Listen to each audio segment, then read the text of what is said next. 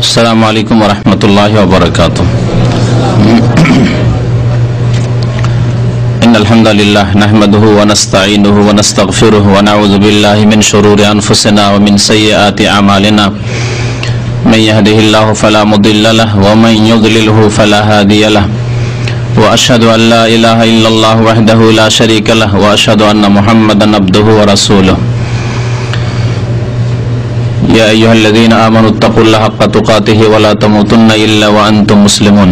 या अय्युहन्नासु इत्तक़ू रब्बकुमुल्लज़ी ख़लक़कुम मिन नफ़्सिन वाहिदा व ख़लक़ मिन्हा ज़ौजहा व बस्स मिन्हुमा रिजालन कसीरन व निसाअ वत्तक़ुल्लाहा अल्लज़ी तसाअलूना बिही वल अर्हम इन्नल्लाहा काना अलैकुम रक़ीबा। या अय्युहल्लज़ीना आमनुत्तक़ुल्लाहा व क़ूलू क़ौलन सदीदा युस्लिह लकुम अअमालकुम व यग़फ़िर लकुम ज़ुनूबकुम वमन युतिइल्लाह व रसूलहु फ़क़द फ़ाज़ फ़ौज़न अज़ीमा। अम्मा बअद फ़इन्न ख़ैरल हदीस किताबुल्लाह व ख़ैरल हदी हदी मुहम्मदिन सल्लल्लाहु अलैहि वसल्लम व शर्रल उमूरि मुहदसातुहा व कुल्लु मुहदसतिन बिदअह व कुल्लु बिदअतिन ज़लाला व कुल्लु ज़लालतिन फ़िन्नार। अऊज़ु बिल्लाहि मिनश शैतानिर रजीम। बिस्मिल्लाहिर रहमानिर रहीम। इन्नल लज़ीना आमनू व अमिलुस सालिहाति कानत लहुम जन्नातुल फिरदौसि नुज़ुला। মহান আল্লাহ সমস্ত প্রশংসা যে আল্লাহ পাক রব্বুল আলামিন মুমিন মুত্তাকিদের জন্য, আল্লাহ ভীরুদের জন্য জান্নাত তৈরি করে রেখেছেন। দরুদ ও সালাম নাযিল হোক নবী মুহাম্মদ রাসূলুল্লাহ সাল্লাল্লাহু আলাইহি সাল্লামের প্রতি, যার শাফাতে জান্নাতের দরজা খোলা হবে এই উম্মতের জন্য, যার উম্মত প্রথম নবী করিম সাল্লাল্লাহু আলাইহি সাল্লামের পরেই জান্নাতে প্রবেশ করবে। আল্লাহুম্মা সাল্লি আলাইহি আল্লাহুম্মা বারিক আলাইহি। জান্নাত সম্পর্কে এবং জান্নাতের নিয়ামত সম্পর্কে আর একটি আলোচনা অবশিষ্ট থেকে গেছে, যা আজকে শেষ করব। তারপর ইনশাআল্লাহ তাআলা আগামী সপ্তাহ থেকে নতুন আলোচনা আকীদা সম্পর্কে, আকীদার পরিশুদ্ধি সম্পর্কে এবং ভুল ভ্রান্তি আকীদার ক্ষেত্রে যেসব মুসলিম সমাজে রয়েছে, মুসলিমদের কিতাবে রয়েছে, সে সম্পর্কে আলোচনা শুরু হবে ইনশাআল্লাহ তাআলা। তো জান্নাত সম্পর্কে গত সপ্তাহে একটি আলোচনা হয়েছিল, তার আগে আরো দুটি সপ্তাহে মঙ্গলবারে আলোচনা হয়েছে।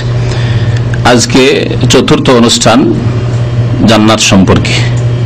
জান্নাত সম্পর্কে যে বিষয় সম্পর্কে আজকে আলোচনা শুরু করব তা হচ্ছে জান্নাতে যারা প্রবেশ করবে তাদের সর্বনিম্ন স্তরের ব্যক্তি কে, এ সম্পর্কে নবী করিম সাল্লাল্লাহু আলাইহি সাল্লামের হাদিস রয়েছে। এই একটি বিষয়। আর জান্নাতে আল্লাহ পাক রব্বুল আলামিনের একটি বিশেষ নিয়ামত হবে, সবচাইতে বড় নিয়ামত হবে, যাতে মুমিনরা আনন্দিত হবেন। সেই নিয়ামতকে আল্লাহ পাক কোরআনে কারিমে ফাও বলেছেন, ফাও বলেছেন। সেই ফাও সম্পর্কে আশা করি ফাও বুঝেন, তাই না? কেনাকাটা করলে, কেনাকাটা করে যা পেলেন তাতে অত খুশি হন না যত ফাও পেয়ে খুশি হন, কারণ ফাওটা বিনা পয়সায় পাওয়া যায়। তো আল্লাহ পাক জান্নাতে ফাও দেবেন, ফাও দেবেন। তো জান্নাতে সর্বনিম্ন স্তরের ব্যক্তি সম্পর্কে দুটি হাদিস আপনাদের সামনে পেশ করব। হাদিসটি মুসা আলাইহিস সালামের জিজ্ঞাসা আল্লাহ পাক রব্বুল আলামিনকে। নবী করিম সাল্লাল্লাহু আলাইহি ওয়াসাল্লাম ইরশাদ করেছেন, সাআলা মুসা রাব্বাহু মা আদনা আহলিল জান্নাতি মানজিলা। মুসা আলাইহিস সালাম রবকে, আল্লাহ পাককে জিজ্ঞাসা করলেন যে জান্নাতে সবচাইতে নিম্ন স্তরের ব্যক্তি কি হবে। মা আদনা আহলিল জান্নাতে মানজিলাতান, জান্নাতে মর্যাদার দিক দিয়ে, স্তরের দিক দিয়ে সর্বনিম্ন ব্যক্তি কি হবে। কাল, তখন আল্লাহ পাক রব্বুল আলামিন ইরশাদ করলেন মুসা আলাইহিস সালামকে, হুয়া রাজুলুন ইয়াজিউ বাদা মা উদখিলা আহলুল জান্নাতিল জান্নাতাহ। সেই ব্যক্তি এমন এক ব্যক্তি, যেই ব্যক্তি জান্নাতে আসবে, মানে প্রবেশ করবে, জান্নাতীদের জান্নাতে প্রবেশ করে যাওয়ার পর সমস্ত জান্নাতীরা জান্নাতে চলে গেছেন। যত জান্নাতি হওয়ার, জান্নাতীরা জান্নাতে চলে গেছেন। সব শেষে জাহান্নাম থেকে হাজার হাজার বছর, লক্ষ লক্ষ বছর জ্বলে পুড়ে ছাই হয়ে গিয়ে কিন্তু মওত হবে না। জাহান্নামে মানুষ জ্বলবে, পুড়বে, ছাই হয়ে যাবে, যত রকমের শাস্তি কল্পনা করা যেতে পারে। যেমন জান্নাতে নিয়ামতের কল্পনা আপনার পৌঁছিতে পারে না নিয়ামত সম্পর্কে, তেমন জাহান্নামের আযাবের শাস্তির কল্পনা করে কল্পনার জগতে আপনি ততদূর পর্যন্ত পৌঁছিতে পারবেন না। মনে রাখতে হবে, আযাব এমন আযাব নয় যে গরমের আযাব, আগুনের আযাব, দুনিয়ার আগুনে যেমন মানুষ জ্বলে পুড়ে এইরকম না। মানুষের কল্পনা অতদূর পর্যন্ত যেতে পারে না যে আযাব আল্লাহ পাক রব্বুল আলামিন দেখেছেন। লাওয়াযিবান্নাহুম আযাবান শাদীদা, আল্লাহ পাক বলেছেন, ওয়া আন্নাল্লাহা শাদীদুল ইকাব, আল্লাহ পাক রব্বুল কঠোর শাস্তিদাতা। ইন্না বাতশা রাব্বিকা লাশাদীদ, আল্লাহর পাকড়াও বড়ই শক্ত। কুল নারু জাহান্নাম আশাদ্দু হাররা, আল্লাহ পাক কোরআনে ইরশাদ করেছেন জাহান্নামের আগুন অত্যন্ত বেশি গরম। দুনিয়ার গরম আপনি কল্পনা করেন যে যদি আপনি বন্ধ কক্ষে থাকেন, রুমে থাকেন, আর গরমের কাল হয়, গ্রীষ্মকাল হয়, অথবা এর বেশি আগুনের মধ্যে থাকেন, এর চাইতে বেশি তাপ আর কি হইতে পারে দুনিয়াতে। কুল নারু জাহান্নাম আশাদ্দু হাররান। তো যাই হোক, আজকে জান্নাতের বিষয়ে, জান্নাতের দিকে ফিরে আসি। আল্লাহ পাক রব্বুল আলামিন বলছেন, যখন জান্নাতীরা সমস্ত জান্নাতে চলে গেছে, তখন এই নিম্ন স্তরের জান্নাতি ব্যক্তিকে জাহান্নাম থেকে উঠিয়ে বলা হবে, ফায়ুকালু লাহু উদখুলিল জান্নাহ, তাকে বলা হবে যে তুমি জান্নাতে প্রবেশ করো, যাও এখন তুমি জান্নাতে যাও। আযাব শাস্তি ভোগ করে করে করে যত পাপ ছিল, অন্যায় ছিল, জুলম ছিল, অত্যাচার ছিল, সমস্ত গুনহার শাস্তি হয়ে গেছে। কিন্তু সেই ব্যক্তি কাফের নয়, সেই ব্যক্তি কে? মুসলিম। কারণ কাফের জন্য আল্লাহ পাক রব্বুল আলামিন জান্নাত হারাম করেছেন। সেই ব্যক্তি মুশরিক নয়, পৌত্তলিক নয়, সেই ব্যক্তি কবর পূজারী, কবরে সেজদাকারী নয়, কবরে খাসি মোরগ জবাইকারী নয়, কবরে গিয়ে সন্তান চাওয়া ব্যক্তি নয়, কবরে গিয়ে রোগের আরোগ্য তলব করা বাবাদের দরবার থেকে ওইরকম ব্যক্তি নয়, কারণ এরা মুশরিক। সেই ব্যক্তি তাওহীদবাদী, আল্লাহর একত্বে বিশ্বাসী ছিল, কিন্তু তার পাপ ছিল।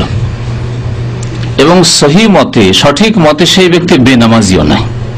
যে ব্যক্তি সর্বশেষে জান্নাতে আসবে সে বেনামাজিও নয়, কারণ সহি মত হচ্ছে এই ক্ষেত্রে কোরআন এবং হাদিসের আলোকে যে বেনামাজি মুসলিম নয়। এই কোরআন হাদিসের কথা। আমাদের সমাজে যারা বেনামাজি তাদেরকে এই কথাটি খুব কষ্ট লাগে, কিন্তু মুসলিম হইতেও খুব কষ্ট লাগে। বুঝতে পারলেন? ওটা বুঝলেন না? না, মানে জাহান্নামে যেতে হবে, চিরকাল থাকতে হবে, বেনামাজি মুসলিম নাই, কথাটি খুব কষ্টকর। আরে এত বড় অন্যায় কথা বললাম, যদি পারে তো গিলে খাবে। এরকম কথা, কোরআন হাদিসের কথা যদি কেউ বলে তাদের গিলে খাবে। কিন্তু তাকে বলা হচ্ছে ভালো করে যে উদখুলু ফিস সিলমে কাফা, ভাই মুসলিম হয়ে যাও, নামাজি হয়ে যাও। সেটাই এর সাথে বড় তার জন্য কষ্টকর না। ও মুসলিম হবে না, ও নামাজ পড়বে না, আবার মুসলিমও থাকতে চায়। আশ্চর্য কথা। মুসলিম থাকার আশা আকাঙ্ক্ষা দাবি, কিন্তু সে মুসলিম হতে চায় না। তো ওই ব্যক্তি মুশরিক নয়, মুওয়াহিদ, তাওহীদবাদী।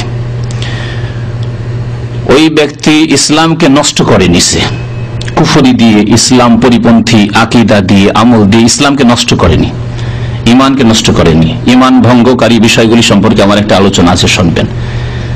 অনেক সময় নামাজ, রোজা, হজ, যাকাত করেও নিজের ইমানকে নষ্ট করে মানুষ বিভিন্ন কারণে, সেহের, জাদু, বিভিন্ন রকমের কাজকর্ম করে। তো সেই ব্যক্তি মুসলিম, কিন্তু ফাসিক মুসলিম, এবং বড় ফাসিক, বহু রকমের পাপ করেছে। শুধু শিরক কুফরি করেনি এবং ইসলামকে নষ্ট করেনি, তার ইমানকে নষ্ট করেনি। এমন কোন তার কল্যাণ নেই, ভালো কাজ করেনি, কিন্তু সেই ব্যক্তি তাওহীদবাদী মুসলিম। কারণ আল্লাহ পাক জান্নাত মুমিনদের জন্য শুরু করেছেন, কাফেরের জন্য, মুশরিকের জন্য জান্নাতকে আল্লাহ পাক হারাম করেছেন। ইন্নাহু মান ইউশরিক বিল্লাহি ফাকাদ হারামাল্লাহু আলাইহিল জান্নাহ। সূরা মায়েদা আল্লাহ পাক ইরশাদ করেছেন, নিশ্চয়ই যেই ব্যক্তি আল্লাহর সাথে শিরক করবে আর তার সমতুল্যই হচ্ছে কাফির, তার সমতুল্যই হচ্ছে অন্যান্য ঈমান ইসলাম বিনষ্টকারী লোকেরা। ইন্নাহু মান ইউশরিক বিল্লাহ, যারা আল্লাহর সাথে শিরক করবে ফাকাদ হারামাল্লাহু আলাইহিল জান্নাহ, তার জন্য আল্লাহ পাক জান্নাতকে হারাম করেছেন, কখনো জান্নাত আসবে না, জান্নাত হারাম করার অর্থ। ওয়া মাওয়াহুন নার, আর তার বাসস্থান ঠিকানা হচ্ছে জাহান্নাম। আমালিজ জালিমিন মিন আনসার, আর এই ধরনের জালেমদের কোন আনসার, সহযোগী, সাহায্যকারী হবে না যে সুপারিশ করে নিয়ে যাবে, অর্থাৎ তাদের জন্য নবী সাল্লাল্লাহু আলাইহি ওয়াসাল্লামের শাফাআত হবে না, কারণ কুফরি অবস্থায়, শিরকের অবস্থায়, ঈমান নষ্ট করার অবস্থায় সে দুনিয়া থেকে বিদায় নিয়েছে। এই অবস্থায় যদি বিদায় নিয়ে থাকে, মৃত্যুর পূর্বেও যদি শিরক কুফরি থেকে তওবা করে নাই, বেনামাজি হওয়া থেকে তওবা করে নাই, ঈমান ভঙ্গকারী, ইসলাম ভঙ্গকারী বিষয়গুলি থেকে তওবা করে নাই, তো আল্লাহ পাকের তওবার দরজা খোলা আছে। আল্লাহ পাক বলবেন ওই নিম্ন স্তরে জান্নাতীকে, উদখুলিল জান্নাহ, জান্নাতে প্রবেশ করো। ফায়াকুল, বলে আই রব্বি কাইফা ওয়াকাদ নাযালান নাসু মানাজিলাহুম, কেমন করে জান্নাতে যাব, জায়গা নেই, মানুষ নিজ নিজ জায়গা সব দখল করে নিয়েছে, নিয়ে নিয়েছে, কোনো জায়গা নেই। ওয়া আখাযু আখযাতিহিম, নিজের নিজের যা কিছু ছিল সব নিয়ে নিয়েছে সব। অন্য হাদিসে রয়েছে আল্লাহ মালআ, জান্নাত ভর্তি হয়েছে, জায়গা নেই। ভিড় ভাড় দেখলে দূর থেকে কেমন মনে হয়? আরাফায় যারা গিয়েছেন, ভিতরে হয়তো জায়গা আছে, কিন্তু মনে হয় যে না, ঢোকা যাবে না। দূর থেকে দেখে মনে হয় যে লোকারণ্য, ঢোকা সম্ভব নয়। মসজিদে যদি লেট করে জুমা মসজিদে যান, যেসব মসজিদে ভিড় হয় আর বাইরেও লোকেরা নামাজ পড়ে, মসজিদের ভিতরে বেশ কিছু জায়গা থাকে, কিন্তু লোকজন ভাবে যে মসজিদে জায়গা নেই, আগেই বাইরে বসতে শুরু করে, জায়গা নেওয়া শুরু করে। ওই ব্যক্তি জান্নাতে যাওয়ার আগে বলবে আল্লাহ কেমন করে যাব, জায়গা তো নেই। ফায়াকালু লাহু আতারদা আন ইয়াকুনা লাকা মিসলা মুলকি মালিকিন মিন মুলুকিদ দুনিয়া, তোমার নিজের শরীরের জায়গা নয়, আর একটা ঘরের সমান জায়গা নয়, একটা বাড়ি নয়, বরং তোমাকে পৃথিবীর কোন একজন বাদশাহ, রাজার কথা নিয়ে নাও, কোন একজন রাজা। আজকালকার নয়, যে জামানায় ছোট ছোট দেশে পশ্চিমারা, ব্রিটিশরা আমাদেরকে ভাগ করে দিয়েছে, আজকালকার মতো নয়। এমন যুগ যখন পূর্ব থেকে পশ্চিম পর্যন্ত রাজত্ব থাকতো, উমাইয়াদের খেলাফত, আব্বাসী খেলাফত, পূর্ব দিকে আফগানিস্তান থেকে শুরু করে, পাকিস্তানের বর্ডার থেকে শুরু করে, পশ্চিম দিকে আপনার স্পেন পর্যন্ত, আটলান্টিক পর্যন্ত। জি, এত বিশাল রাজত্ব, একজন খলিফা, একজন বাদশাহ। সামনের দিকে সরে আসেন, জায়গা পিছনে একটু কম আছে। তো তোমাকে যদি এইরকম কোন পৃথিবীর রাজার সমান বড় জায়গায় দিয়ে দি জান্নাতে, তো যথেষ্ট হবে না? ও চিন্তা করেছে আমি ঢুকতেই পারবো না, আর আল্লাহ পাক বলছেন যে পৃথিবীর যে কোনো ওই রকম প্রভাবশালী রাজা, যার রাজত্ব 10,000 20,000 কিলোমিটার পর্যন্ত পৃথিবীতে ছিল, এইরকম যদি তোমাকে জায়গা দিয়ে দি, তো যথেষ্ট হবে না? আল্লাহ পাক বলবেন আমাদের অনেকেরই যারা 5 ওয়াক্ত নামাজি, তারাও ভাবছেন যদি জান্নাতে যায় কত পাবো, না হয় একটা যেমন রাজ প্যালেস থাকে, বা একটা মন্ত্রী ভবন আছে, একটা এরিয়া আছে, ক্যান্টনমেন্ট এরিয়া আছে 2-4-5 কিলোমিটার নিয়ে, এতটি আর হবে? আমাদের ঈমান এত দুর্বল এবং আমাদের ইলম এত কমজোর, আমাদের জ্ঞানের এত অভাব যে আমরা এইরকমই চিন্তাধারায় রয়েছি। আল্লাহ পাক এইরকম বললেন, ফায়াকুলু রাযীতু রাব্বি, তখন বলবে আল্লাহ আমি রাজি, কষ্ট পেয়ে পেয়ে এসেছে, আর কিছু পেলেই তো রাজি। আর দুনিয়ার একজন কোন প্রভাবশালী বাদশার মতো আল্লাহ রাজত্ব দিতে চাইছেন। ফায়াকুলু লাকা যালিকা, ঠিক আছে, তোমাকে দুনিয়ার এক বিশাল রাজত্বের মতো এক রাজত্বের এলাকা দিয়ে দিলাম। শুধু তাই নয়, মিসলুহু ওয়া মিসলুহু ওয়া মিসলুহু ওয়া মিসলুহু, কয়টা মিসলুহু বলা হয়েছে? 1 2 3 4। ফাকালা ফিল খামিসাতি, 5 বার বলবেন আল্লাহ পাক, 4 বার তো হইলো, তারপরে 5 বার যখন বলা হয়ে যাবে, তাহলে 4 বার আর আগে যে আল্লাহ বলেছেন 5 বার হয়ে গেল, তাহলে দুনিয়ার এক প্রভাবশালী যার বিশাল রাজত্ব রাজা, ওই রাজা রাজত্বের 5 গুণ দিয়ে দেওয়া হইলো। তারপরে সে বান্দা বলবে রাজি তো রব্বে, আল্লাহ রাজি, যথেষ্ট যথেষ্ট, রাজি হয়ে গেছি, খুশি হয়ে গেছি আমি। ফায়াকুলু হাযা লাকা ওয়া আশারাতু আমসালিহি, সুবহানাল্লাহ, এ তো দিলাম 5 গুণ, দুনিয়ার রাজার 5 গুণ হলো, আর ওই 5 গুণকে আবার কয় গুণ দেন, আরো 10 গুণ, তাহলে কত হলো 5 10 50 গুণ। তাহলে দুনিয়ার কোন বিশাল রাজত্বের মালিক রাজা বাদশাহ রাজত্বের 50 গুণ বেশি বড় রাজত্ব দেওয়া হবে তাকে, যে সর্বনিম্ন স্তরের জান্নাতি, জাহান্নামে জ্বলে জ্বলে জ্বলে তারপরে জান্নাতে গেছি। শুধু তাই নয়, ওখানে গিয়ে হইতে পারে টেনশনে থাকতে পারেন, অনেক বড় বড় শাসক রয়েছেন, স্বাস্থ্যের দিক দিয়ে রুগ্ন, চলতে পারেন না, ঠেলা গাড়িতে চলতে হচ্ছে, তাই না? ঠিক করেন, কেন এরকম নবরত রাখছেন? বলছেন আল্লাহ পাক রব্বুল আলামিন, হাদিসে কুদসি, কথা হচ্ছে আল্লাহর সাথে, কিন্তু কার কথা হচ্ছে? মুসা আলাইহিস সালামের। নবী করিম সাল্লাল্লাহু আলাইহি ওয়াসাল্লাম নকল করছেন, ওয়ালাকা মাশতাহাত নাফসুকা ওয়া লাযযাত আইনুকা, সেখানে গিয়ে এমন হবে না যে তোমার চাহিদা কিছু হচ্ছে কিন্তু পাচ্ছ না। অনেক জমিদার, আমাদের জমিদারের ছেলেরা আছে, ওই জমিদারি বাড়িতে বাস তো করে, কিন্তু অভাব, বিভিন্ন রকম অভাব, চিকিৎসা করাতে পারে না জমিদারের ছেলেরা। আমি এইরকম এক জমিদারের ছেলের সাথে একসাথে শিক্ষকতা করতাম, সে ইংলিশের মাস্টার, আমি মাদ্রাসার শিক্ষক মদিনা থেকে পাশ করে যাওয়ার পরে। তো বড় জমিদারের ছেলে, তো প্রায় বসে গল্প সল্প হয়তো জমিদারি কাজ কারবার কথা শুনতাম যে কেমন ছিল জমিদারি যুগে।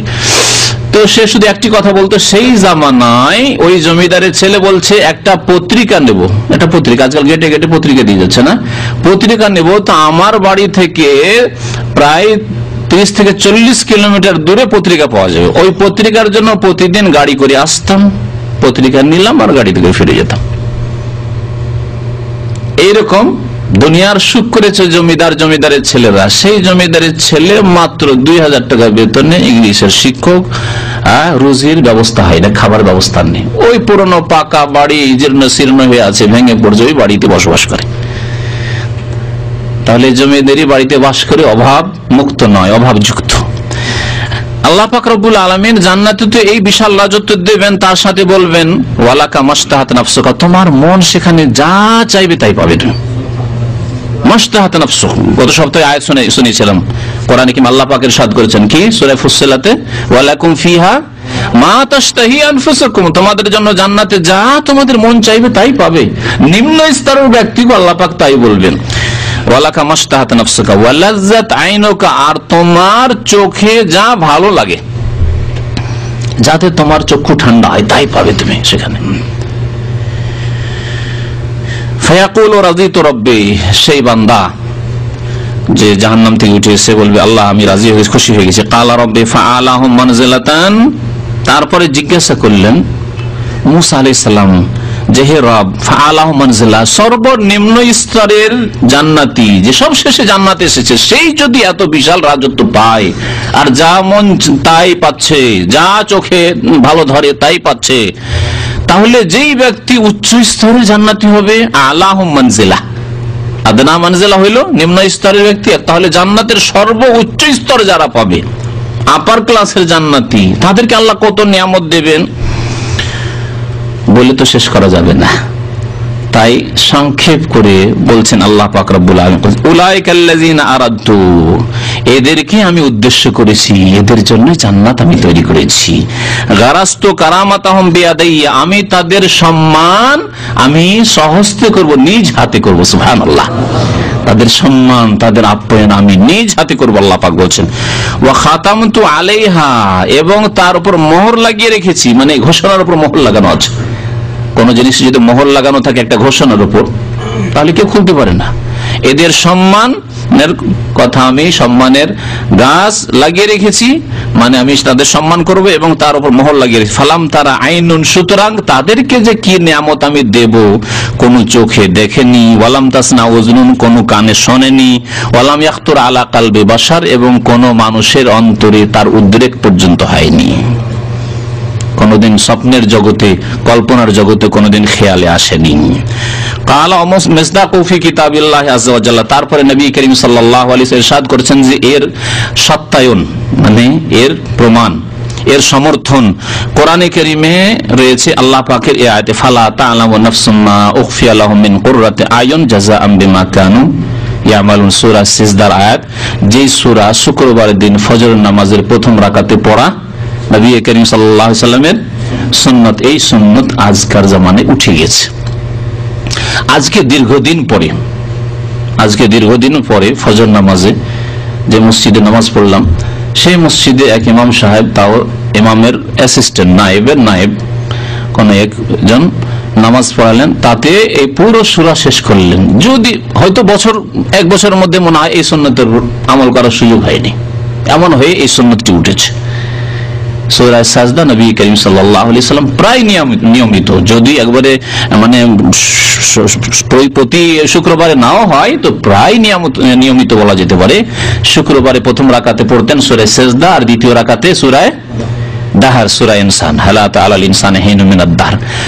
আজকাল যদি এই সুন্নতের আমল হয় আংশিক, কেমন ওই সূরাকে ভাগ করে 2 রাকাতে পড়ে নিল, আর না হলে ওই সূরার কিছু অংশ পড়লো, অল্প কিছুটা পড়লো, কারণ মানুষ 2 রুকু 3 রুকু পড়বে, এইরকম আজকালকার মানুষের ধৈর্য নেই, তারপরের দিন আর ওই মসজিদে আসবে না। ইমামরাও বুঝতে পারছে যে মুসল্লির অবস্থা কি। কিছু অংশ পড়লো, আজকে ওই রকমই প্রথম রাকাতে তো মাশাআল্লাহ এই সুন্নতের আমল হলো, অর্ধেক সুন্নতের আমল হলো। প্রথম রাকাতে এই সূরা পড়া হলো, দ্বিতীয় রাকাতে সূরা ইনসান, সূরা দাহর পড়া হলো না, ইযা যুলজিলাতিল আরদু জিলজালাহা। তো এই সুন্নতগুলির প্রতি আমাদের আমল করা উচিত। যেখানে যারা ইমামতি করছেন সেখানকার মুসল্লিদেরকে বুঝিয়ে দিতে হবে, শিখিয়ে দিতে হবে যে এই সুন্নাত, সুতরাং শুক্রবারে প্রস্তুত হয়ে আসবো যে আমরা এই সূরাগুলি শুনবো। নবী করিম সাল্লাল্লাহু আলাইহি ওয়াসাল্লাম শুক্রবারের দিন এই সূরা দিয়ে নামাজ পড়তেন। সেই সূরা সাজদার একটি আয়াত, ফালা তা'লামু নাফসুন, কোন মানুষ জানে না, কোন ব্যক্তি জানে না, মা উখফিয়া লাহুম, যা তাদের জন্য গোপনীয় রাখা হয়েছে, লুকিয়ে রাখা হয়েছে। আল্লাহ বলছেন মিন কুররাতি আয়ুন, যেসব লুকিয়ে রাখা হয়েছে তাদের জন্য আল্লাহর নিয়ামত জান্নাতে, তাতে রয়েছে তাদের চক্ষু ঠান্ডা হওয়া, চক্ষু শীতল হওয়া। জাযাআম বিমা কানু ইয়ামালুন, তাদেরকে এই প্রতিদান কেন দেওয়া হবে? বিমা কানু ইয়ামালুন, তাদের আমলের, সৎকর্মের, ভালো আমলের। তাহলে ভালো আমল কি জন্য করতে হবে? আল্লাহ পাক আয়াতে বললেন, আল্লাহর সন্তুষ্টির মাধ্যমে জান্নাতে যাওয়ার জন্য।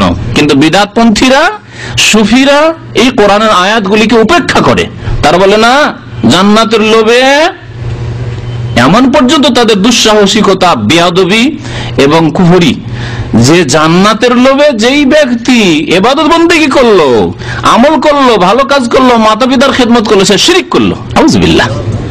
যে জাহান্নামের ভয়ে আল্লাহর ইবাদত বন্দি করলো, 5 ওয়াক্ত নামাজ পড়লো, সে শিরক করলো। শয়তানের ওহী, শয়তান তাদেরকে ওহী করেছে যে জাহান্নামের ভয় করলো, তাহলে আল্লাহ ছাড়া অন্যের ভয় হয়ে গেল। জান্নাতের লোভ করলো, আশা করলো, তার মানে আল্লাহকে পাওয়ার আশার সাথে সাথে ও জান্নাতের আশা করে দিতে হয়, শিরক করে দিল। দেখছেন কেমন শয়তানি বুঝ, শয়তানি বোধ। এই হচ্ছে শয়তান, মানুষকে এইভাবে বিভ্রান্ত করে। অথচ আল্লাহ পাক কোরআনে কারীমে কি বলেছে? ইন্নাল্লাযীনা আমানু ওয়া আমিলুস সালিহাত, শুরুতে আয়াত পাঠ করেছে, নিশ্চয় যারা ঈমান নিয়ে এসেছে এবং সৎকর্ম করেছে, কানাত লাহুম জান্নাতুল ফিরদৌস, তাদের জন্য জান্নাতুল ফিরদৌস রয়েছে, সেখানে নজলা, তাদের আতিথ্য রয়েছে। তাহলে ঈমান এবং আমল কি জন্য করতে হবে? জান্নাতুল ফিরদৌসের জন্য। জাযাম বিমা কানু ইয়ামালুন, তাদের প্রতিদান আমলের প্রতিদান।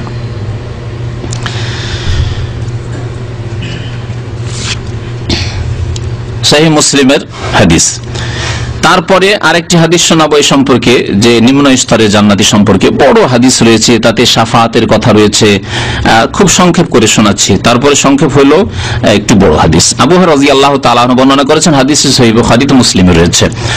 কালা কালা ওনাসুন ইয়া রাসূলুল্লাহ, কিছু লোকেরা মানে সাহাবায়ে কেরাম রাদিয়াল্লাহু তাআলা আনহুম জিজ্ঞাসা করলেন, ইয়া রাসূলুল্লাহ, আল্লাহ রাসূল, হাল নারা রাব্বানা ইয়াউমাল কিয়ামা, আমরা কি কিয়ামতের দিন আমাদের রবকে দেখতে পাবো? জিজ্ঞাসা করলেন। নবী কারীম সাল্লাল্লাহু আলাইহি ওয়াসাল্লাম বললেন যে হ্যাঁ, দেখতে পাবে। হাল তুজারুনা ফিশ শামসি, কেমন করে আল্লাহকে দেখবো? আল্লাহ নূর আর নূর, কেমন করে দেখবো? আর এত লোক আদম আলাইহিস সালাম থেকে শুরু করে কিয়ামত পর্যন্ত 10,000 15,000 বছরের জামানা, আর কত লোক এসেছে যার সংখ্যায় বলা মুশকিল। এত লোক কি করে দেখবে? এক জাত, এক সত্তা আল্লাহ পাককে এত লোক কি করে দেখবে একসাথে? ভিড় বাড়ে, মানুষ মরে শেষ হয়ে যাবে, তাই না? এরকম ধারণা। সামান্য একটা কোন রাজনৈতিক নেতা যেসব গণতান্ত্রিক দেশে আসছে, আর তার ভিড় ভাড়ে মানুষ কত কি হচ্ছে, হ্যাঁ, কত দেখার জন্য পাগল দেখতে পাচ্ছে না। তো যাই হোক, যদিও এদের এখানে উদাহরণ দেওয়া খানিকটা আল্লাহর শানে বেয়াদবি, কারণ এরা ফাসিক, শুধু সামান্য বোঝাবার জন্য, এই নিয়তে নয় যে এদেরকে দেখার জন্য, এদের দর্শনের জন্য যারা ছুটে আসছে তারা কোনো ভালো কাজ করছে। তো আমরা কি কিয়ামতে আল্লাহ পাককে দেখতে পাবো? হ্যাঁ, দেখতে পাবে তোমরা।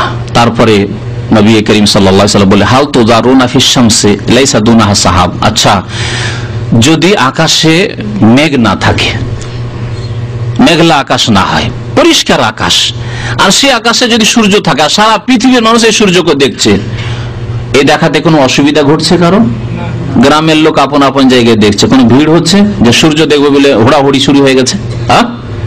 শহরের লোক, ঢাকা শহরের লোক, যেখানে সবচেয়ে বেশি ঘন মানুষের বস্তি, ঘন মানুষের বসবাস, সেখানেও মানুষরা আপন আপন জায়গা থেকে, যে বাড়িতে আছে বাড়িতে, ছাদে আছে ছাদে, রাস্তায় আছে রাস্তায়, যেখানে যে আছে সূর্যকে দেখছে। দেখতে কোনো অসুবিধা হচ্ছে? এই একটু এত আর কেন করছো, সূর্য আমাকে দেখতে দাও, মনে হচ্ছে নাকি? লা তুদারুনা ফি রুয়াতিহি, তো সূর্য দেখতে তোমাদের কোন রকমের কষ্ট হয় না, কোন রকমের কষ্ট হয় না, কোন রকমের ভিড় হয় না, কোন রকমের অসুবিধা হয় না। কালু লা ইয়া রাসূলুল্লাহ, কোনো কষ্ট হবে না। কাল হাল তুজারুনা ফিল কামার, কোন কোন হাদিসে আগে চন্দ্রের কথা এসেছে, তারপরে সূর্যের কথা এসেছে, এখানে পূর্বে প্রথম সূর্যের কথা বলা হয়েছে, তারপরে চাঁদের কথা। আচ্ছা, পূর্ণিমার চাঁদ, সূর্য দেখতে না হয়, ভিড় হয় না, কষ্ট হয় না, সবাই আপন আপন জায়গায় সূর্য দেখছে। পূর্ণিমার চাঁদ সারা পৃথিবীর মানুষ সবাই আপন আপন জায়গা থেকে দেখছে, কি কোনো ভিড় ভাড় হচ্ছে, কোনো কষ্ট হচ্ছে, অসুবিধা হচ্ছে দেখতে? যে আমি কিছুটা পেলাম, পুরো চাঁদ দেখতে পেলাম না, পূর্ণিমার চাঁদ পুরো অংশ আমি দেখতে পেলাম না, এমন কিছু হচ্ছে কি? আল্লাহ পাক রব্বুল আলামিনের জাতের সামনে সূর্য চন্দ্র আল্লাহ পাকের আদনা সৃষ্টি, আদনা মখলুক, নিম্ন ক্ষুদ্র মখলুক। আল্লাহ পাকের তুলনায়, আমার আপনার তুলনায় মনে হয় সূর্য বিশাল পৃথিবীকে আলোকিত করছে, পূর্ণিমার চাঁদ কত বিশাল আল্লাহর সৃষ্টি, কিন্তু আল্লাহ পাকের সামনে ক্ষুদ্র সৃষ্টি। এজা শামসু কুবেরাত, আল্লাহর হুকুম হবে সূর্য আলোহীন হয়ে যাবে।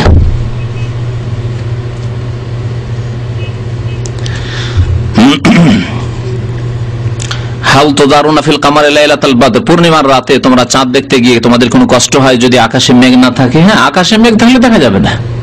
লাইসা দুনাহা সাহাব, কালু লা ইয়া রাসূলুল্লাহ, কোন রকমের কষ্ট হয় না। কালা ফাইন্নাকুম তারাউনাহু ইয়াউমাল কিয়ামাতি কাযালিকা, তোমরা এইভাবে কিয়ামতের দিনে আল্লাহ পাকের দর্শন করবে, আল্লাহ পাকের দিদার হাসিল করবে।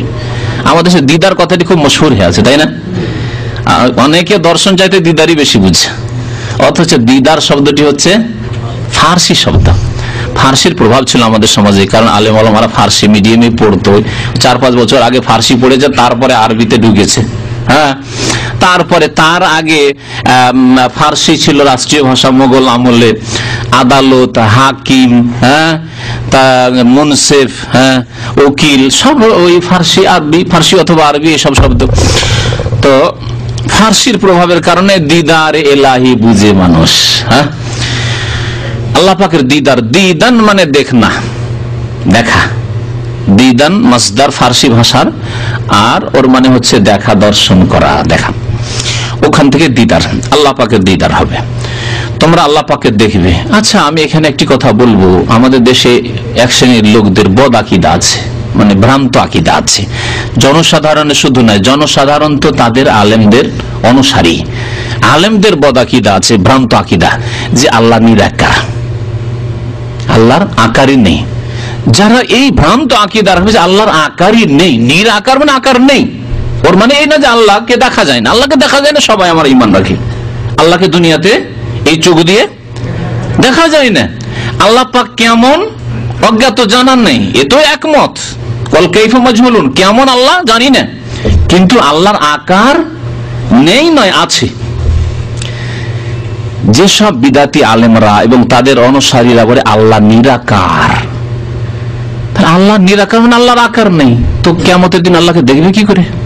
এই বদ আকীদা নিয়ে যারা মরবে, এই ভ্রান্ত আকীদা নিয়ে যারা মারা যাবে, তারা নিশ্চয়ই আল্লাহর দিদার পাবে না, কারণ আল্লাহর আকারেই তারা বিশ্বাসী নয়। যার সুরত নেই, যার আকার নেই, তাকে দেখা যাবে বা কি করে? যুক্তিতে আসুন, যে বিশ্বাস করেন না বেদাতি আলেমরা যে আল্লাহর আকার আছে, মানে আল্লাহর আকার নেই, তাহলে আল্লাহকে দেখবে কি করে? আল্লাহর দেখা থেকে মাহরুম থাকবে।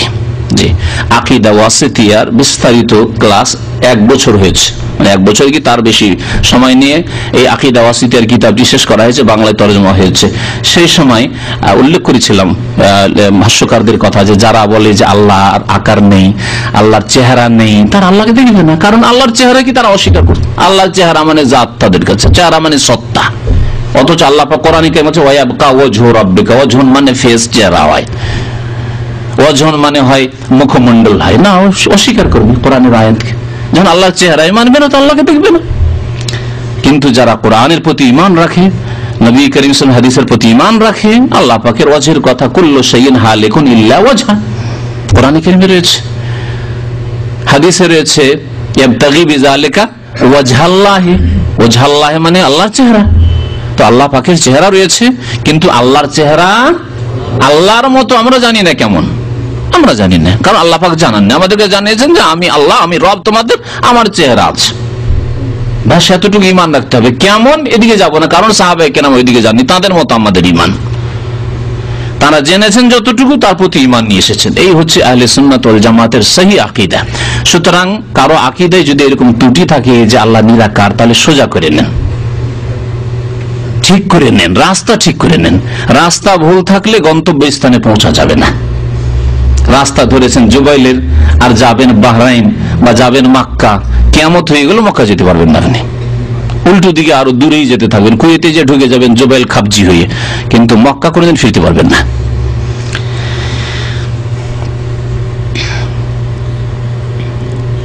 তারপরে সংক্ষেপ করছে হাদিসটা, হাত্তা ইযা ফারাগাল্লাহু মিনাল কাযাই বাইনা ইবাদি, আল্লাহ পাক কিয়ামতের মাঠে যখন বান্দাদের মাঝে ফয়সালা শেষ করবেন, বিচার শেষ করবেন, ওয়া আরাদা আন ইউখরিজা মিনান নার মান আরাদা ইউখরিজ, জাহান্নামে জাহান্নামীরা অনেকে চলে গেছে, মানে মুসলিম অনেক জাহান্নামী জাহান্নামে চলে গেছে, পাপীরা, মুসলিম পাপী যারা ফাসিক।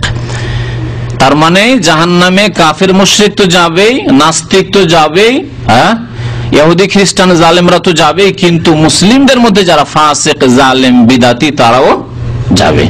মুসলিমদের মধ্যে 2 শ্রেণীর লোক জাহান্নামে যাবে। এক হচ্ছে আমলের দিক দিয়ে যাদের ত্রুটি, ফাসিক, আর এক হচ্ছে আকীদার দিক দিয়ে যাদের ত্রুটি, অর্থাৎ বিদাতি। এই 2 শ্রেণীর লোক জাহান্নামে যাবে। আর যারা আকীদার ক্ষেত্রে তাদের আকীদা শুদ্ধ, মানে বিদাতি আকীদা রাখে না, কোরআন সুন্নাহর আকীদা বিশ্বাস রাখে, এবং আমলের ক্ষেত্রে তাদের ত্রুটি নেই, কাবিরা গুনাহ নেই, ফাসিকি নেই, চুরি নেই, ডাকাতি নেই, বেঈমানি নেই, সুদ নেই, ঘুষ নেই, আত্মসাৎ নেই, খুন নেই, সন্ত্রাস নেই ইত্যাদি, তো এরা ইনশাআল্লাহ তাআলা জান্নাত যাবে। তাহলে মুসলিম উম্মতের মধ্যে 2 শ্রেণীর লোক আল্লাহর এই জাহান্নামে প্রবেশ করবে। কারা? এক হচ্ছে কি বললাম, ফাসিকরা আর বিদাতিরা। যদিও বিদাত ফাসিকি কাজ, কিন্তু মানুষের বোঝার জন্য 2 ভাগে ভাগ করা যেতে পারে, যে এক শ্রেণীর লোক আছে বিদাত করে না, ও মাজার টাজারে যায় না, ওই সব মিলাদ টিলাদ ওই সব করে না, কিন্তু সুদ খায়, ঘুষ খায়, জামাতে হাজির হয়, নামাজ পড়ে না, যদি বেনামাজি হয় তাহলে তো শেষ, ও তো কাফেরদের সারিতে। ওয়াকানা ইয়াউমাল কিয়ামাতি মা কারুন ওয়া ফিরআউন ওয়া হামান ওয়া উবাই ইবনে খালাফ, নবী করিম সাল্লাল্লাহু আলাইহি ওয়াসাল্লাম বলেছেন কিয়ামতের দিনে কারুন, ফিরআউন, হামান ও ইবনে খালাফের সাথে চিরকালের জাহান্নামী। এটি হচ্ছে সহিহ আকীদা। সুতরাং আপনি জাহান্নাম থেকে বাঁচাতে চান আপনাকে, আপনার পরিবারকে, আত্মীয় স্বজনকে, তাহলে তাদেরকে দাওয়াত দেন যে নামাজ পড়ে কমের পক্ষে মুসলিম হইতে হবে। নামাজ কমের পক্ষে পড়ে নেওয়ার পরে যদি কোনো পাপ টাপ থাকে তাহলে তার কাফারা গুনাহ খাতা মাফ হইতে পারে, আল্লাহ সুযোগ দিয়েছে। কিন্তু তওবা করে এখনো সংশোধন করে 5 ওয়াক্ত নামাজি হইতে হবে। তো আল্লাহ পাক যাদেরকে ইচ্ছা করবেন জাহান্নাম থেকে এখন বের করবেন, ওয়া আরাদা আন ইখরিজা মিনান নার মান আরাদা আন ইখরিজ, যাকে ইচ্ছা করবেন। এই শ্রেণীর লোককে যারা ঘুষখোর ছিল জাহান্নাম থেকে উঠানো হোক, যারা এই অন্যায়গুলি করেছে তাদেরকে জাহান্নাম থেকে উঠানো হোক, যারা ফিল্ম দেখেছে, নোংরা ছবি দেখেছে তাদেরকে উঠানো হোক, যারা জেনা করেছে জাহান্নামে হাজার হাজার লক্ষ লক্ষ বছর জ্বলবে, কিন্তু তাদের ঈমান আছে, নামাজ আছে, তারা শিরক কুফরি করেনি, কোনদিন জাহান্নাম থেকে উঠবে। এইভাবে আল্লাহ পাক রব্বুল আলামিন নির্ধারিত করে দিবেন যে এই শ্রেণীর লোক, শ্রেণী নির্ধারিত করে দিবেন, এই শ্রেণীর লোকগুলিকে জাহান্নাম থেকে উঠানো হোক। ফেরেশতাদেরকে হুকুম হবে ধীরে ধীরে ধীরে মুমিন মুমিনাত জাহান্নাম থেকে জ্বলে জ্বলে ফাসেক আর বিদাতিরা নামাজি ছিল, তাওহীদ ঠিক ছিল, বড় শিরক করেনি কিন্তু বিদআত করেছে, তাহলে জাহান্নামে যাবে, কিন্তু জাহান্নাম থেকে উঠবে। মিম্মান কানা ইয়াশহাদু আল্লা ইলাহা ইল্লাল্লাহ, ওই সব লোকদের মধ্য থেকে যারা শাহাদাত দান করেছে, অন্তর থেকে সাক্ষী দিয়েছে যে আল্লাহ ছাড়া কেউ আমার সত্য মাবুদ নেই, আমার মাবুদ আল্লাহ, আমার উপাস্য আল্লাহ, আর এর দাবি পূরণ করেছে কমের পক্ষে নামাজের মাধ্যমে। কারণ নবী করিম সাল্লাল্লাহু আলাইহি ওয়াসাল্লাম নামাজ সম্পর্কে যে হাদিসগুলি রয়েছে সে স্পষ্ট করে যে কালেমার প্রথম দাবি হচ্ছে 5 ওয়াক্ত নামাজ দিয়ে প্রমাণ করা যে আল্লাহ আমার কলেমার যে সাক্ষী, মুনাফিকি সাক্ষী না, এটা অন্তরের সাক্ষী, অন্তরের কথা বলছি মুখ দিয়ে। আর যেই ব্যক্তি নামাজ পড়ে না এটা মুনাফিকদের মতো সাক্ষী, যেমন মুনাফিকরা বলতো ইযা জাআকাল মুনাফিকুনা ক্বালু নাশহাদু ইন্নাকা লা রাসূলুল্লাহ ওয়াল্লাহু ইয়ালামু ইন্নাকা লা রাসূলু ওয়াল্লাহু ইয়াশহাদু ইন্নাল মুনাফিকিনা লাকাযিবুন। তো যারা বলে আমরা তো কলেমা পড়া মুসলমান, নামাজ পড়ে না, তা ইন্নাল মুনাফিকিনা লাকাযিবুন। নবী করিম সাল্লাল্লাহু আলাইহি ওয়াসাল্লাম যদি বলেন ফজর নামাজ আর কোন নামাজে, এশার নামাজ, দুইটি নামাজ যদি ভারী লাগে তাহলেই মুনাফিক হয়। তিলকা সালাতুল মুনাফিকিন, তিলকা সালাতুল মুনাফিকিন, যারা বিলম্ব করে আসর নামাজ পড়ে, মাগরিবের একটু আগে, আধা ঘন্টা আগে ঘুমটুম বাংলো, ভোগ বিলাস করে, খেলাধুলা করে, বাজার টাজার করে 5টা 5:30 এখন 6টায় যে বেলা ডুববে 5টা পর নামাজ পড়ছে, এদেরকে তিলকা সালাতুল মুনাফিকিন বলেন। আর ভারী নামাজ, এশার নামাজ, ফজর নামাজ, যারা জামাতে আসে না, জামাতে নামাজ পড়তে আসে না, তাদেরকে মুনাফিক যদি বলা হয়, তাহলে ওই যে কামু ইলা সালাতে কামু কোসালা, নামাজে দাঁড়াইলে অলসতার সাথে গাফিলতির সাথে দাঁড়ায়, তাড়াহুড়া করে নামাজ শেষ করে, এগুলো যদি মুনাফিকের লক্ষণ হয়, তো যারা একেবারে নামাজ পড়লো না 5 ওয়াক্ত, তারা কি খাঁটি মুনাফিক? মুখে বলছে যে আমরা কলেমা ইলাহা ইল্লাল্লাহ বিশ্বাসী, কিন্তু কাজ দিয়ে প্রমাণ করে না যে আমি সত্যি মুসলিম, আমি সত্যিকার অর্থে মুসলিম, আমি মুসলিম প্রমাণ করতে যে আমি মুসলিম, দেখো আমার প্রমাণ হচ্ছে 5 ওয়াক্ত মসজিদে হাজিরা দিচ্ছি, আমার অ্যাটেন্ডেন্স ঠিক আছে, আমার হাজিরা ঠিক আছে, গায়ের হাজির না আমি। আল্লাহ পাক রব্বুল আলামিন বের করবেন ওদেরকে, আমার আল মালায়েকা, ফেরেশতাদেরকে হুকুম করবেন আন ইখরিজুহুম, বের করো এদেরকে, ফায়ারিফুনহুম বিআলামাতি আসারিস সুজুদ। এই কথাটি অত্যন্ত মূল্যবান এই ক্ষেত্রে, নামাজের ক্ষেত্রে। কেমন করে চেনা যাবে যে এটা কাফের, এটা কাফের জাহান্নামী না এটা মুসলিম জাহান্নামী, জাহান্নাম থেকে উঠানো হচ্ছে? ফেরেশতারা কেমন করে চিনবেন এটা হিন্দুকে উঠাইলাম না এটা মুসলিমকে উঠাইলাম, না এটা ইহুদিকে উঠাইলাম, না এটা খ্রিস্টানকে উঠাইলাম, না এটা জৈন বৌদ্ধকে উঠালাম, না এটা শিখকে উঠাইলাম? দাড়ি দেখে তো শিখেরও দাড়ি আছে, দাড়ি দেখে তো কার্ল মার্কসের দাড়ি ছিল, দাড়ি দেখে তো ইহুদিদের দাড়ি আছে না, তাহলে দাড়ি দেখে উঠানো হবে না। কি দেখে উঠানো হবে? তার মানে এই না যে দাড়ি রাখবেন না, দাড়ি রাখতে হবে, হ্যাঁ দাড়ি রাখতে হবে, কিন্তু দাড়ি দেখে শুধু উঠানো হবে না, কারণ অন্যদেরও দাড়ি আছে বা ছিল। কি দেখে? কপালের এই দাগ দেখে, সেজদার দাগ। ফেরেশতারা চেন ফায়ারিফুনহুম, এদেরকে চিনবেন যে এরা মুসলিম, বিআলামাতি আসারি সুজুদে, সেজদার আলামত লক্ষণ দেখে সেজদা করেছে। তাহলে কাদেরকে ওঠানো হবে জাহান্নাম থেকে? কোন মুসলিমদেরকে? নামাজি মুসলিমদেরকে।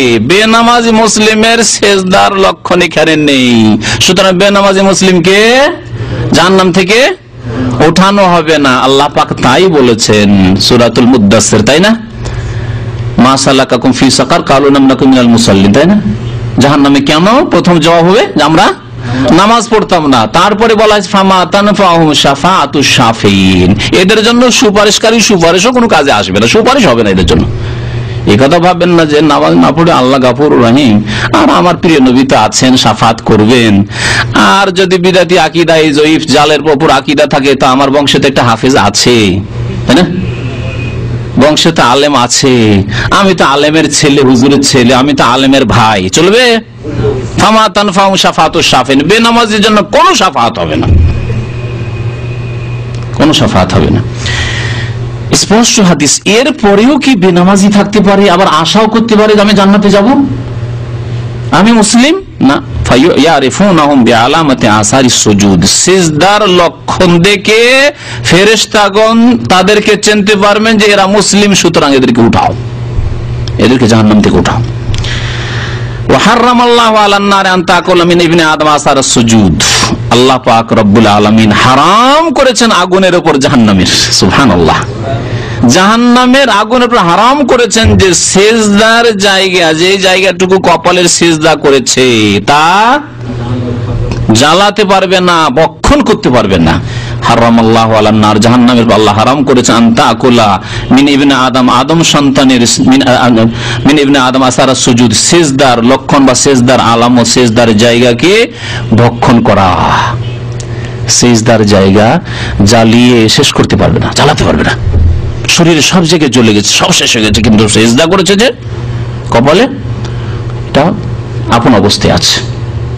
এই দেখে আল্লাহ পাকের ফেরেশতাগণ চিনে নেবেন যে না, এদেরকে উঠাইতে হবে। ফায়ুখরিজুনহুম ওয়াকাদ উমতুহিসু, তাদেরকে উঠাবেন ফেরেশতাগণ এমন অবস্থায় যে তারা জ্বলে জ্বলে ছায়ের মতো হয়ে গেছে, কয়লার মতো হয়ে গেছে। ইমতিহাস বলা হয় ছাই হয়ে যাও বা কয়লা হয়ে যাবে, ছাই কয়লার মতো হয়ে গেছে। ফায়ুসাব্বু আলাইহিম মাউন, এখন কেমন করে মানুষ আসল রূপে ফিরে আসবে? বলছেন নবী করিম সাল্লাল্লাহু আলাইহি ওয়াসাল্লাম, তাদের উপর একরকম পানি ঢালা হবে। সেই পানির নাম হচ্ছে ইউকালু লাহু মাউল হায়াত, যে পানির নাম আরবি ভাষায় মাউল হায়াত, মানে জীবনের পানি। আর আমাদের দেশে এই নামে এক ধরনের ওষুধ পাওয়া যায়, আবে হায়াত, শুনেছেন না শোনেননি? আবে হায়াত, আব মানে পানি ফার্সি ভাষা, হ্যাঁ, আর হায়াত মানে হচ্ছে জীবন, জীবনের পানি, মানে এমন পানি আল্লাহ ঢালবেন, আল্লাহর ফেরেশতারা ঢালবেন যাতে সঞ্জীবিত হয়ে উঠবে, সতেজ হয়ে উঠবে। ওই কপালটুকু আছে, সিজদার জায়গাটুকু আছে, এখন শরীর খুব সুন্দরে উঠেছে, অথচ ছাই হয়ে গেছিল কয়লার মতো। আমাদের দেশে কাঠকে জ্বালান তো, মোটা কাঠকে জ্বালিয়ে জ্বালিয়ে শেষ হয় না, তখন কয়লা হয়ে থাকে, হ্যাঁ, কয়লা হয়ে পড়ে আছে। তো এরকম হয়েছিল, এখন আপন রূপে আসছে, ফিরে আসছে আবে হায়াত পাওয়ার পরে, সুবহানাল্লাহ। এই আবে হায়াত আল্লাহ পাক রব্বুল আলামিনের আবে হায়াত ঢালা হবে তাদের উপর। ফায়ামবুতুন, তারা উদ্গত হবে, মানে তারা সঞ্জীবিত হবে, সতেজ হবে। এখন ফায়ামবুতুনা নাবাতাল হিব্বাতি ফি হামিলিস সাইল, তারা গজিয়ে উঠবে। কেমন ভাবে গজিয়ে উঠবে ওই মানুষগুলি, জাহান্নামে জ্বলা মানুষগুলি? যেমন বলছে বন্যা, সাইল বলা হয় বন্যাকে, পুরাতন ভাষায় আরবি ভাষায় সাইল বলে বন্যাকে, আজকাল ফায়জান বলা হচ্ছে, ফায়জান। বন্যার স্রোত যে বয়ে গেছে, তখন কোন কোন জায়গায় দেখবেন গর্ত হয়ে গেছে, সেখান দিয়ে স্রোতের সাথে পানি বয়ে গেছে। পানি যে বয়ে গেছে, পানি বয়ে যাওয়ার পরে জায়গাগুলি যখন শুকিয়ে যায়, একটু কাদা কাদা হয়ে আছে আর শুকাতে যাচ্ছে, দেখবেন বিভিন্ন জায়গা থেকে বিভিন্ন শস্য বা দানা বা কোনো বীজ এসে পড়েছে, হ্যাঁ, দুই পাশে লেগে গেছে, বা ওই পানি চলে গেছে সাইডে, ওই বীজগুলো থেকে গেছে। তারপরে 2-4 দিন পরে কি হয়? বীজ থেকে গাছ গজিয়ে উঠে, গাছ গজিয়ে উঠে। যেমন ওই গাছগুলি দুর্বল হয়ে গজিয়ে উঠছে, ওই রকম ভাবে আবে হায়াত পানি পাওয়ার পরে জাহান্নামীদের শরীর যেন গজিয়ে উঠছে নতুন করে, সুবহানাল্লাহ। এই দেখে আল্লাহ পাকের ফেরেশতাগণ চিনে নেবেন যে না, এদেরকে উঠাইতে হবে। ফায়ুখরিজুনহুম ওয়াকাদ উমতুহিসু, তাদেরকে উঠাবেন ফেরেশতাগণ এমন অবস্থায় যে তারা জ্বলে জ্বলে ছায়ের মতো হয়ে গেছে, কয়লার মতো হয়ে গেছে। ইমতিহাস বলা হয় ছাই হয়ে যাও বা কয়লা হয়ে যাবে, ছাই কয়লার মতো হয়ে গেছে। ফায়ুসাব্বু আলাইহিম মাউন, এখন কেমন করে মানুষ আসল রূপে ফিরে আসবে? বলছেন নবী করিম সাল্লাল্লাহু আলাইহি ওয়াসাল্লাম, তাদের উপর একরকম পানি ঢালা হবে। সেই পানির নাম হচ্ছে ইউকালু লাহু মাউল হায়াত, যে পানির নাম আরবি ভাষায় মাউল হায়াত, মানে জীবনের পানি। আর আমাদের দেশে এই নামে এক ধরনের ওষুধ পাওয়া যায়, আবে হায়াত, শুনেছেন না শোনেননি? আবে হায়াত, আব মানে পানি ফার্সি ভাষা, হ্যাঁ, আর হায়াত মানে হচ্ছে জীবন, জীবনের পানি, মানে এমন পানি আল্লাহ ঢালবেন, আল্লাহর ফেরেশতারা ঢালবেন যাতে সঞ্জীবিত হয়ে উঠবে, সতেজ হয়ে উঠবে। ওই কপালটুকু আছে, সেজদার জায়গাটুকু আছে, এখন শরীর খুব সুন্দর উঠেছে, অথচ ছাই হয়ে গেছিল কয়লার মতো। আমাদের সে কাঠকে জ্বালান তো, মোটা কাঠকে জ্বালিয়ে জ্বালিয়ে শেষ হয় না, তখন কয়লা হয়ে থাকে, হ্যাঁ, কয়লা হয়ে পড়ে আছে। তো এইরকম হয়েছিল, এখন আপন রূপে আসছে, ফিরে আসছে আবে হায়াত পাওয়ার পরে। সুবহানাল্লাহ, এই আবে হায়াত আল্লাহ পাক রব্বুল আলামিনের আবে হায়াত ঢালা হবে তাদের উপর। ফায়ামবুতুন, তারা উদ্গত হবে, মানে তারা সঞ্জীবিত হবে, সতেজ হবে। এখন ফায়ামবুতুনা নাবাতাল হিব্বাতি ফি হামিলিস সাইল, তারা গজিয়ে উঠবে। কেমন ভাবে গজিয়ে উঠবে ওই মানুষগুলি, জাহান্নামে জ্বলা মানুষগুলি? যেমন বলছে বন্যা, সাইল বলা হয় বন্যাকে, পুরাতন ভাষায়, আরবি ভাষায় সাইল বলে বন্যাকে, আজকাল ফায়জান বলা হচ্ছে, ফায়জান। বন্যার স্রোত যে বয়ে গেছে, তখন কোন কোন জায়গায় দেখবেন গর্ত হয়ে গেছে, সেখান দিয়ে স্রোতের সাথে পানি বয়ে গেছে। পানি যে বয়ে গেছে, পানি বয়ে যাওয়ার পর জায়গাগুলি যখন শুকিয়ে যায়, একটু কাদা কাদা হয়ে আছে আর শুকাতে যাচ্ছে, দেখবেন বিভিন্ন জায়গা থেকে বিভিন্ন শস্য বা দানা বা কোনো বীজ এসে পড়েছে, হ্যাঁ, দুই পাশে লেগে গেছে, বা ওই পানি চলে গেছে সাইডে, ওই বীজগুলো থেকে গেছে। তারপরে 2-4 দিন পরে কি হয়? বীজ থেকে গাছ গজিয়ে উঠে, গাছ গজিয়ে উঠে। যেমন ওই গাছগুলি দুর্বল হয়ে গজিয়ে উঠছে, ওই রকম ভাবে আবে হায়াত পানি পাওয়ার পরে জাহান্নামীদের শরীর যেন গজিয়ে উঠছে নতুন করে। সুবহানাল্লাহ। ওয়াবকা রাজুলুন মুকবিলুন বিওয়াজহিহি আলান নার, এখন আসছে ওই যে সর্বনিম্ন স্তরের ব্যক্তি, একজন ব্যক্তি জাহান্নামের দিকে মুখ করে আছে। বড় অপরাধীদের চোখ বেঁধে দেওয়া হয়, জানেন কিনা আপনারা? জানেন, চোখ বেঁধে দেওয়া হয়, আর হাতে পায়ে বেড়ি লাগানো আছে। তারপরে হ্যাঁ, তাদেরকে যেদিকে মানুষজন আছে ওই দিকে করে রাখা হয় না, উল্টো করে রাখা, উল্টো করে রাখা হয়, যাতে দুনিয়ার কোনো কিছু দেখতে না পায়, কোথায় নিয়ে যাওয়া হইলো, কোথা থেকে নিয়ে আসা হইলো, কি করা হইলো, কিছু না। তো এই ব্যক্তি, এই অপরাধী, সবচেয়ে বড় অপরাধী এই উম্মতের, সর্বনিম্ন স্তরের ব্যক্তি, নিকৃষ্ট ব্যক্তি, সুদ খেয়েছে, ঘুষ খেয়েছে, খুন করেছে, জেনা করেছে, কিন্তু তাওহীদ ঠিক আছে। আগে বলেছি শুরুতে, বলবেন না, মুশরিক নয়, কবর পূজারী নয়, মাজার পূজারী নয়। এই ব্যক্তি ওয়াবকা রাজুলুন মুকবিলুন বিওয়াজহিহি আলান নার, জাহান্নামের দিকে মুখ করে রাখা হয়েছে। ফায়াকুলু ইয়া রাব্বি, বলবে আল্লাহ আর পারছি না, জাহান্নামের দিকে মুখ করে থাকতে আর পারছি না। কাদ কাশাবানি রিহুহা ওয়া আহরাকানি যাকাউহা, এই জাহান্নামের তাপে আমি ধ্বংস হয়ে গেলাম। ওয়া আহরাকানি যাকাউহা, আর এর শিখায় আমি জ্বলে সর্বনাশ হয়ে গেলাম, জ্বলে শেষ হয়ে গেলাম আমি। ফাসরিফ ওয়াজহি আনিন নার, আল্লাহ আমি বেশি কিছু চাই না, আমার মুখটা জাহান্নামের দিক থেকে জান্নাতের দিকে ফিরিয়ে দাও, ব্যাস, জান্নাতের দিকে ফিরিয়ে দাও। ফালা ইয়াজাল ইয়াদুল্লাহ, আল্লাহর কাছে দোয়া করতে থাকবে, আল্লাহ আল্লাহ, রব রব ডাকতে থাকবে। ফালা ইয়াজালু ইয়াদু ফায়াকুলু লাআল্লাকা ইন আতাইতুকা আন তাসআলানি গায়রাহু, আল্লাহ পাক তখন বলবেন যে তোমাকে যদি এতটুকু দিয়ে দিই তো তুমি এতে কিন্তু থামবে না, তারপরে তোমার লোভ বেড়ে যাবে। হ্যাঁ, লোভ বেড়ে যাবে। কোন লোক খুব ভিড় ভাড় আছে, যদি একটু বসতে দেন, একটু পরে ও শোয়ার চেষ্টা করবে। কিছু লোকের স্বভাব আছে, নিজেই বসতে পান না, কোনো জায়গায় দিলেন বসতে, তো একটু ভাই একটু সেটে শুটে বসেন না, ও তখন একেবারে এইরকম বসবে। বিশেষ করে মোটা মানুষ হলে, আর যদি আপনি যদি পাতলা মানুষ হন তো আপনার জন্য বিপদ করে দিই। ওকে একটু জায়গা নামাজ পড়ার জন্য দিলে, নামাজ পড়ে বসলো এরকম করে, যেমন কিছু এত লোকেরা এরকম আছে। ও চিন্তা করলো যে এহসান করলো তো একটু জান বাঁচাই, কমজোর মানুষ, ওর যদি চাপ দিত কি করে থাকে লোকটি। তো আল্লাহ পাক বলছেন যে তোমাকে যদি এটা দিয়েই দিই, মানে তোমার মুখটা যদি জান্নাতের দিকে ফিরিয়ে দিই জাহান্নামের দিক থেকে, তা আনতা সালিনা গায়রাহু, এরপরে আবার চাইতে থাকবে তুমি। ফায়াকুল্লাহ ওয়া ইজ্জাতিকা, না না আর চাইবো না, আল্লাহ তোমার ইজ্জতের কসম করে বলছি, আল্লাহ তোমার মর্যাদার কসম করে, তোমার ইজ্জতের কসম করে বলছি, শপথ করে বলছি। লা আসআলুকা গায়রাহু, এর বেশি আর কিছু চাইবো না। ফায়াসরিফু ওয়াজহাহু আনিন নার, আল্লাহ পাক বলবেন জাহান্নামের দিকে মুখটা এর জান্নাতের দিকে ফিরিয়ে দাও। সুম্মা ইয়াকুলু বাদা যালিকা, একটু পরে কিছুক্ষণ হয়েছে, বলে ইয়া রব্বে, হে আল্লাহ, হে রব, কাররিবনি ইলা বাবিল জান্নাহ। জান্নাত দেখছি অনেক দূরে, অনেক দূরে জান্নাত। এই জান্নাতের তো খুশবু পাই না, আর জান্নাতের যে মনোরম বাতাস আর শান্তি, সে শান্তিও পাচ্ছি না। তো আল্লাহ একটু জান্নাতের দরজার কাছে করে দাও। জান্নাতে এখনো জান্নাত চাইনি, জান্নাতের দরজার একটু কাছে করে দাও, যাতে একটু ভালো হাওয়া বাতাসটা পেতে থাকি। ফায়াকুলু আলাইসা কাদ জামতা আল্লাহ তাসআলানি গায়রা। আল্লাহ পাক বলবেন, তুমি একটু আগে বললে না যে এর বেশি কিছু চাইবো না, আল্লাহ শুধু মুখটা ফিরিয়ে দাও। ওয়াইলাকা ইবনা আদম মা আগদারাকা, হে আদম সন্তান, তোমার দুর্ভোগ, তোমার সর্বনাশ, তুমি কত গাদ্দার গো। মা আগদারাক, কত তুমি বিশ্বাসঘাতক। এখনই চুক্তি করলে ওয়াইজ্জাতিকা, তোমার ইজ্জতের কসম আল্লাহ পাক, আর কিছু চাইবো না, আর কিছু চাইবো না, কত গাদ্দার তুমি। মা আগদারাক, তাজ্জুবের সেগাই থেকে বলে যারা গ্রামার বুঝে তাদেরকে, মা আগদারাক।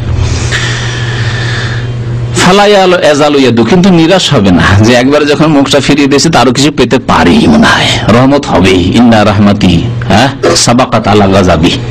নবী করিম সাল্লাল্লাহু আলাইহি ওয়াসাল্লাম ইরশাদ করেছেন, আল্লাহ পাক ইরশাদ করেছেন হাদিসে কুদসি, নিশ্চয় আমার রহমত, আমার ক্রোধ, আমার রাগের উপর কি হয়েছে, প্রাধান্য পেয়েছে, প্রাধান্য পেয়েছে।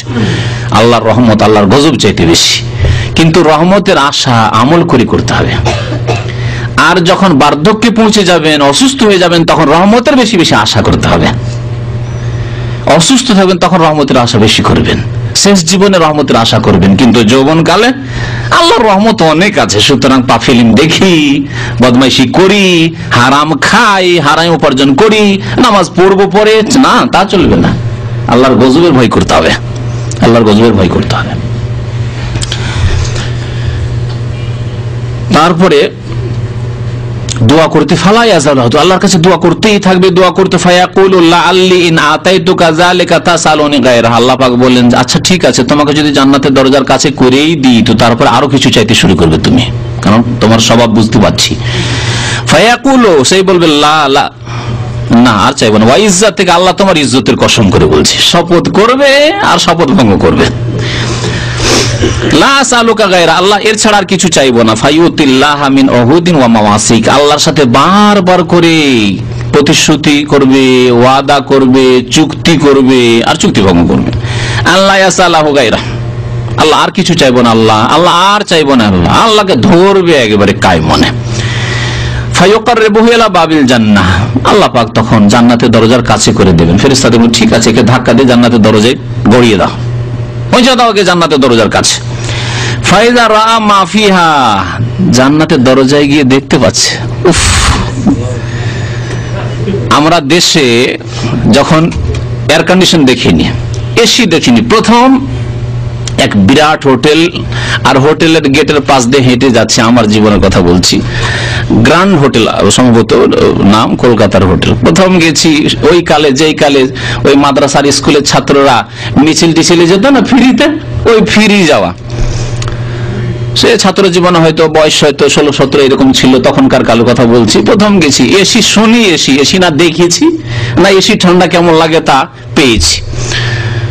তো দরজার পাশ দিয়ে হেঁটে যাচ্ছি, রোড দিয়ে হেঁটে যাচ্ছি, কিন্তু হোটেলের ঠান্ডা বাতাস রোড পর্যন্ত আসছে। তখন এত ঠান্ডা কেন এখানে, আর রোডের উপরে এখানে কেন ঠান্ডা, এতক্ষণ খুব গরম লাগছিল ঘেমে, আর এখানে ঠান্ডা কেন?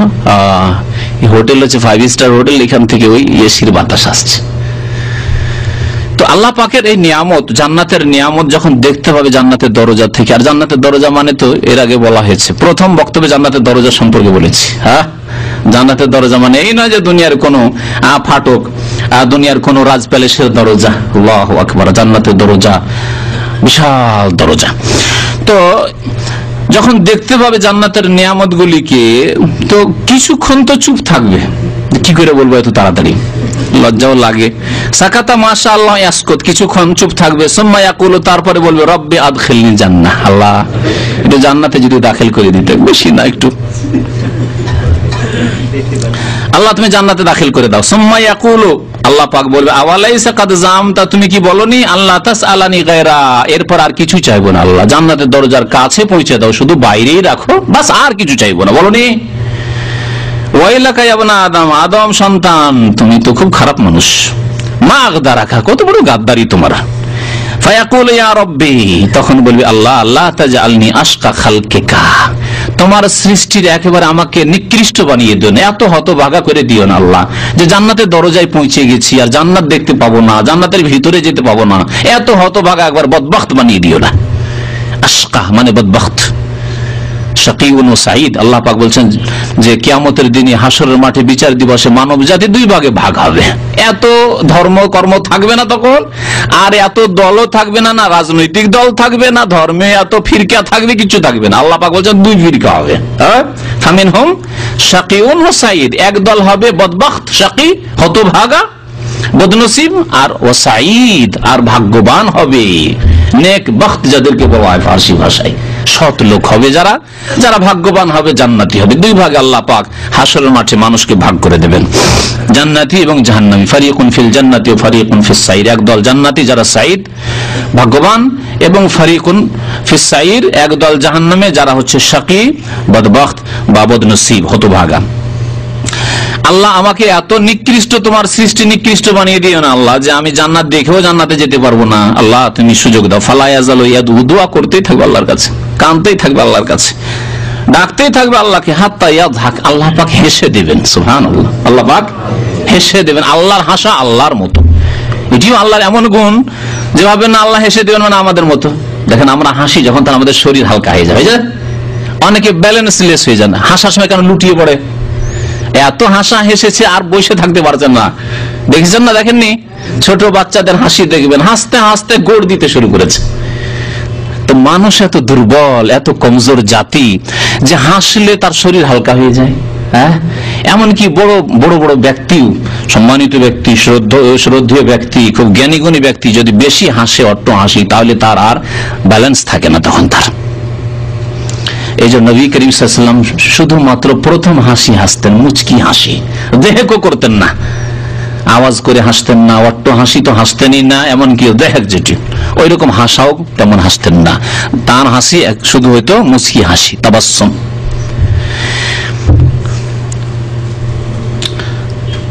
আল্লাহ পাক হেসে দেয়, ফাইদা জাহিকা মিনহু আযানা লাহু বিদখুলি ফিহি, আল্লাহ হেসে গেছেন মানে আল্লাহ পাক রাজি হয়ে গেছেন, দেবেন এখন জান্নাতে, অনুমতি দিবেন। ফেরেশতারা বলে আচ্ছা ঠিক আছে, একে জান্নাতে দাখিল করে দাও। সুবহানাল্লাহ।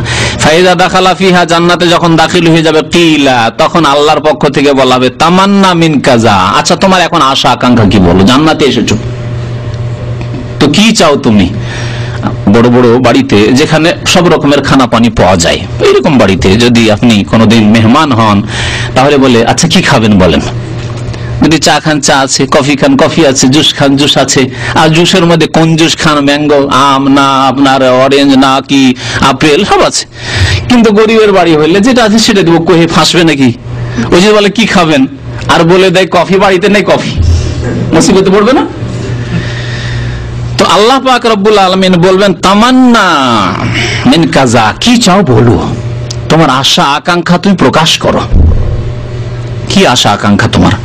ফায়াতামান্না, তখন তার আশা আকাঙ্ক্ষা প্রকাশ করবে, আল্লাহ আমি চাই আবগা কাজা আবগা কাজা, আমি এই চাই, ওরিদু কাজা ওরিদু কাজা, আল্লাহ এই চাই এই চাই। সুম্মা ইউকালু লাহু, হইল, তার যা ছিল আশা আকাঙ্ক্ষা হইল। তারপরে বলা হবে সুম্মা ইউকালু লাহু তামান্না মিন কাজা, আরো কিছু চাও। আল্লাহু আকবার, আল্লাহ কত গফুরুর রহিম, আল্লাহর রহমত কত প্রশস্ত।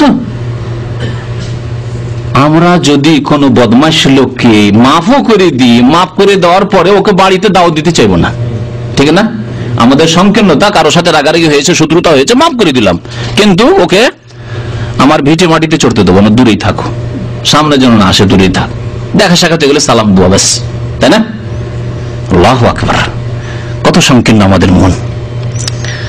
আল্লাহ পাক রব্বুল আলামিন আরো বলবে আরো চাও, আরো চাও, ফায়াতামান্না, আরো আকাঙ্ক্ষা করবে, হাত্তা তানকাতিয়া বিহিল আমানিউ, তার সমস্ত আশা আকাঙ্ক্ষা শেষ হয়ে যাবে, আর কিছু নেই, আল্লাহ আর খুঁজেই পাচ্ছি না, কি চাইবো খুঁজেই পাচ্ছি না।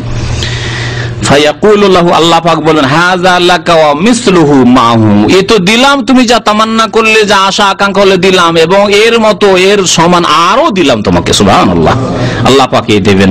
কালা আবু হুরায়রা, আবু হুরায়রা রাদিয়াল্লাহু তাআলা আনহু সাহাবী বলছেন, ওয়া যালিকা রাজুলু আখিরু আহলিল জান্নাতি দুখুলান, এই ব্যক্তি জান্নাতে সর্বশেষ প্রবেশ করবে, শেষখানে প্রবেশ করবে জান্নাতে, তারপরে জান্নাত ক্লোজ হয়ে যাবে, বন্ধ হয়ে যাবে, আর কোন জাহান্নামী জান্নাতে উঠে আসবেন না। এই হচ্ছে নিম্ন স্তরের জান্নাতি যে জাহান্নাম থেকে উঠে আসবে। ইমরান বিন হুসাইন রাদিয়াল্লাহু তাআলা আনহু বর্ণনা করেছেন একটি হাদিস, এই জাহান্নামী যারা মুমিন মুসলিম জাহান্নামী, ফাসিক অথবা বিদআতি জাহান্নামী যারা জান্নাতে উঠে আসবে, তাদের সম্পর্কে বলছেন যে নবী করিম সাল্লাল্লাহু আলাইহি ওয়াসাল্লাম ইরশাদ করেছেন, ইয়াখরুজু কওমুন মিনান নার বিশাফাআতি মুহাম্মাদিন সাল্লাল্লাহু আলাইহি ওয়াসাল্লাম, একদল মুসলিম জাহান্নাম থেকে বেরিয়ে আসবে কিভাবে? মুহাম্মদ সাল্লাল্লাহু আলাইহি ওয়াসাল্লামের শাফাআতে, সুপারিশে, আল্লাহ পাকের দরবারে সিজদায় পড়ে যাবেন আর রাসূলুল্লাহ সাল্লাল্লাহু আলাইহি ওয়াসাল্লাম শাফাআত করবেন যে হে আল্লাহ, উম্মতি উম্মতি উম্মতি, আমার উম্মত, এরা নামাজি ছিল, এরা তাওহীদবাদী ছিল, এরা কবর পূজারী মুশরিক ছিল না, এরা কাফের ছিল না, এরা ঈমান ভঙ্গ করে নষ্ট করেনি, এরা ঈমানকে ঠিক রেখেছিল, কিন্তু এরা ছিল হয়তো ঘুষখোর, এরা ছিল বেঈমান, এরা পাপ করেছে, এরা খুন করেছে, এরা অন্যান্য পাপ করে জুয়া খেলেছে ইত্যাদি, আল্লাহ তুমি এদের মাফ করে দাও। এইভাবে শাফাত নবী করিম সাল্লাল্লাহু আলাইহি সাল্লামের হতে থাকবে। এরা যখন জাহান্নাম থেকে বেরিয়ে আসবে, ফায়াদখুলুনাল জান্নাহ, জান্নাতে এরা প্রবেশ করবে। জান্নাতে এদের একটি স্পেশাল নাম হবে, সেই নামে তারা চিহ্নিত হবে, তাদেরকে চেনা যাবে। সেই নাম জানেন? নাম হচ্ছে জাহান্নামী নাম। ওদের নাম হবে ইউসাম্মাউনা আল জাহান্নামিন, ওদের নামকরণ হবে জাহান্নামী বলে। সুবহানাল্লাহ, নাম হবে জাহান্নামী। আচ্ছা, জাহান্নামী যদি বলা হয় তো রাগ হবে না? না, রাগ হবে না, আরো খুশি হবে,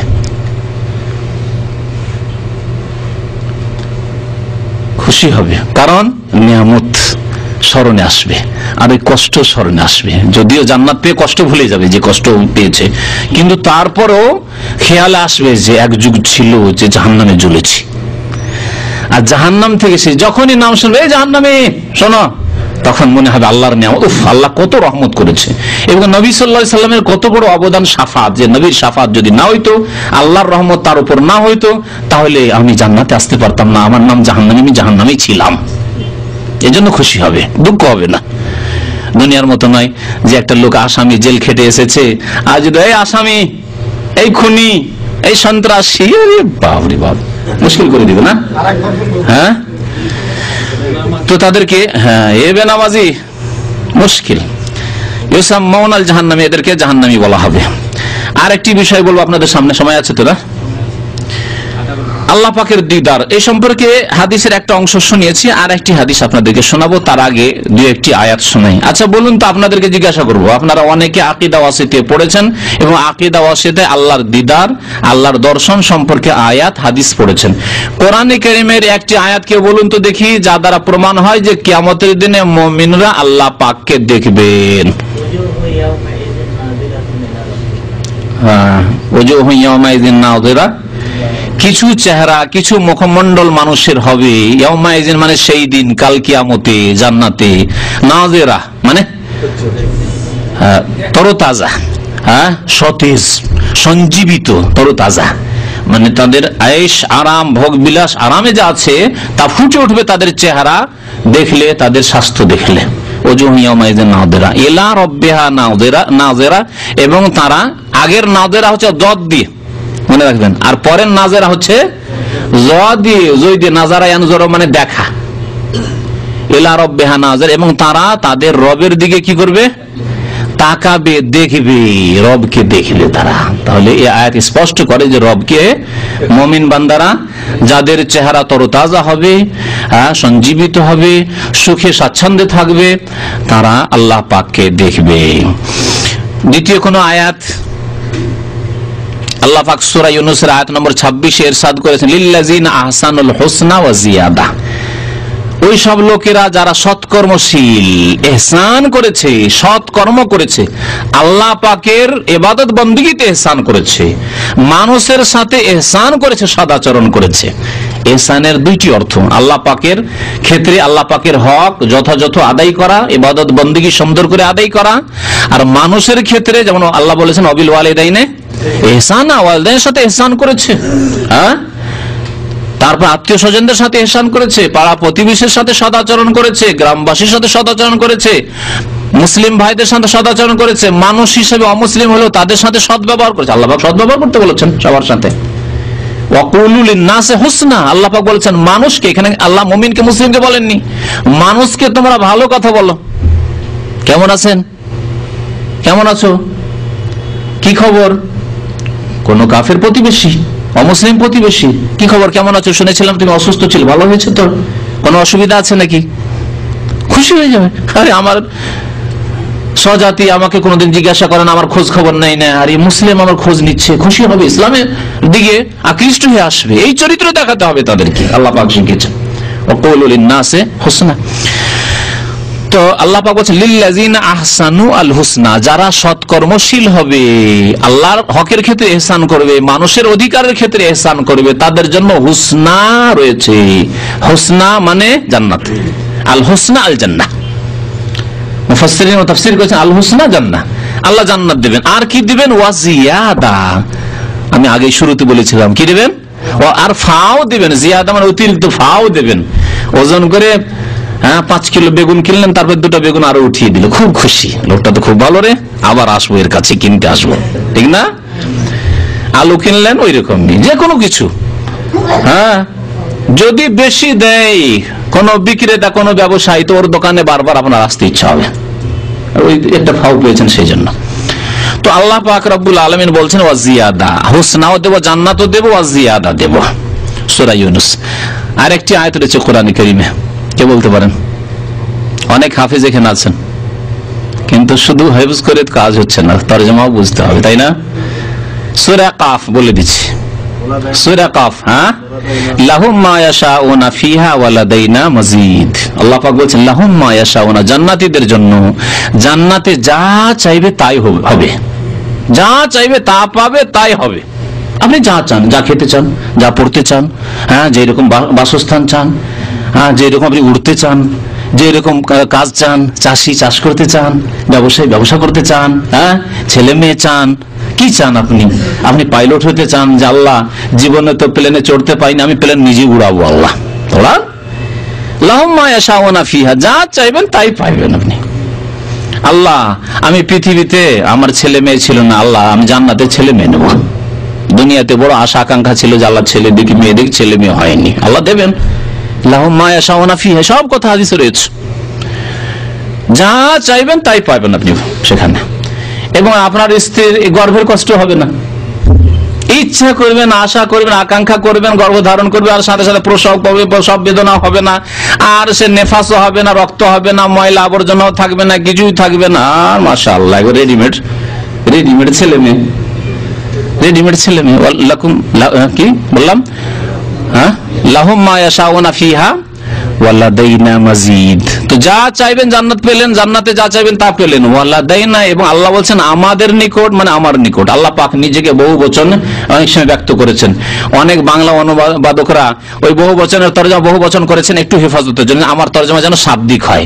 আর অনেকের জন্য সাধারণ মানুষের সংশয় হয়ে পড়েছে, আর আমার কেমন, নাহনু নাযালনাল কোরআন, আমরা কোরআন নাযিল করেছি, আমরা আবার কি, তাই না? অনেকের এরকম সংশয় হয়, এই সংশয় দূর করে দিচ্ছে। আল্লাহ পাক কখনো নিজেকে এক বচন দিয়ে ব্যক্ত করেছেন, কখনো বহু বচন দিয়ে। আর যারা বিশিষ্ট ব্যক্তি দুনিয়ার, তারা নিজেকে বহু বচন দিয়ে কথা বলে। তাহলে আল্লাহ পাক রব্বুল আলামিন সমস্ত সম্মান ইজ্জতের মালিক, সুতরাং তিনি নিজের ক্ষেত্রে বহু বচন জামার সেগা ব্যবহার করেছেন।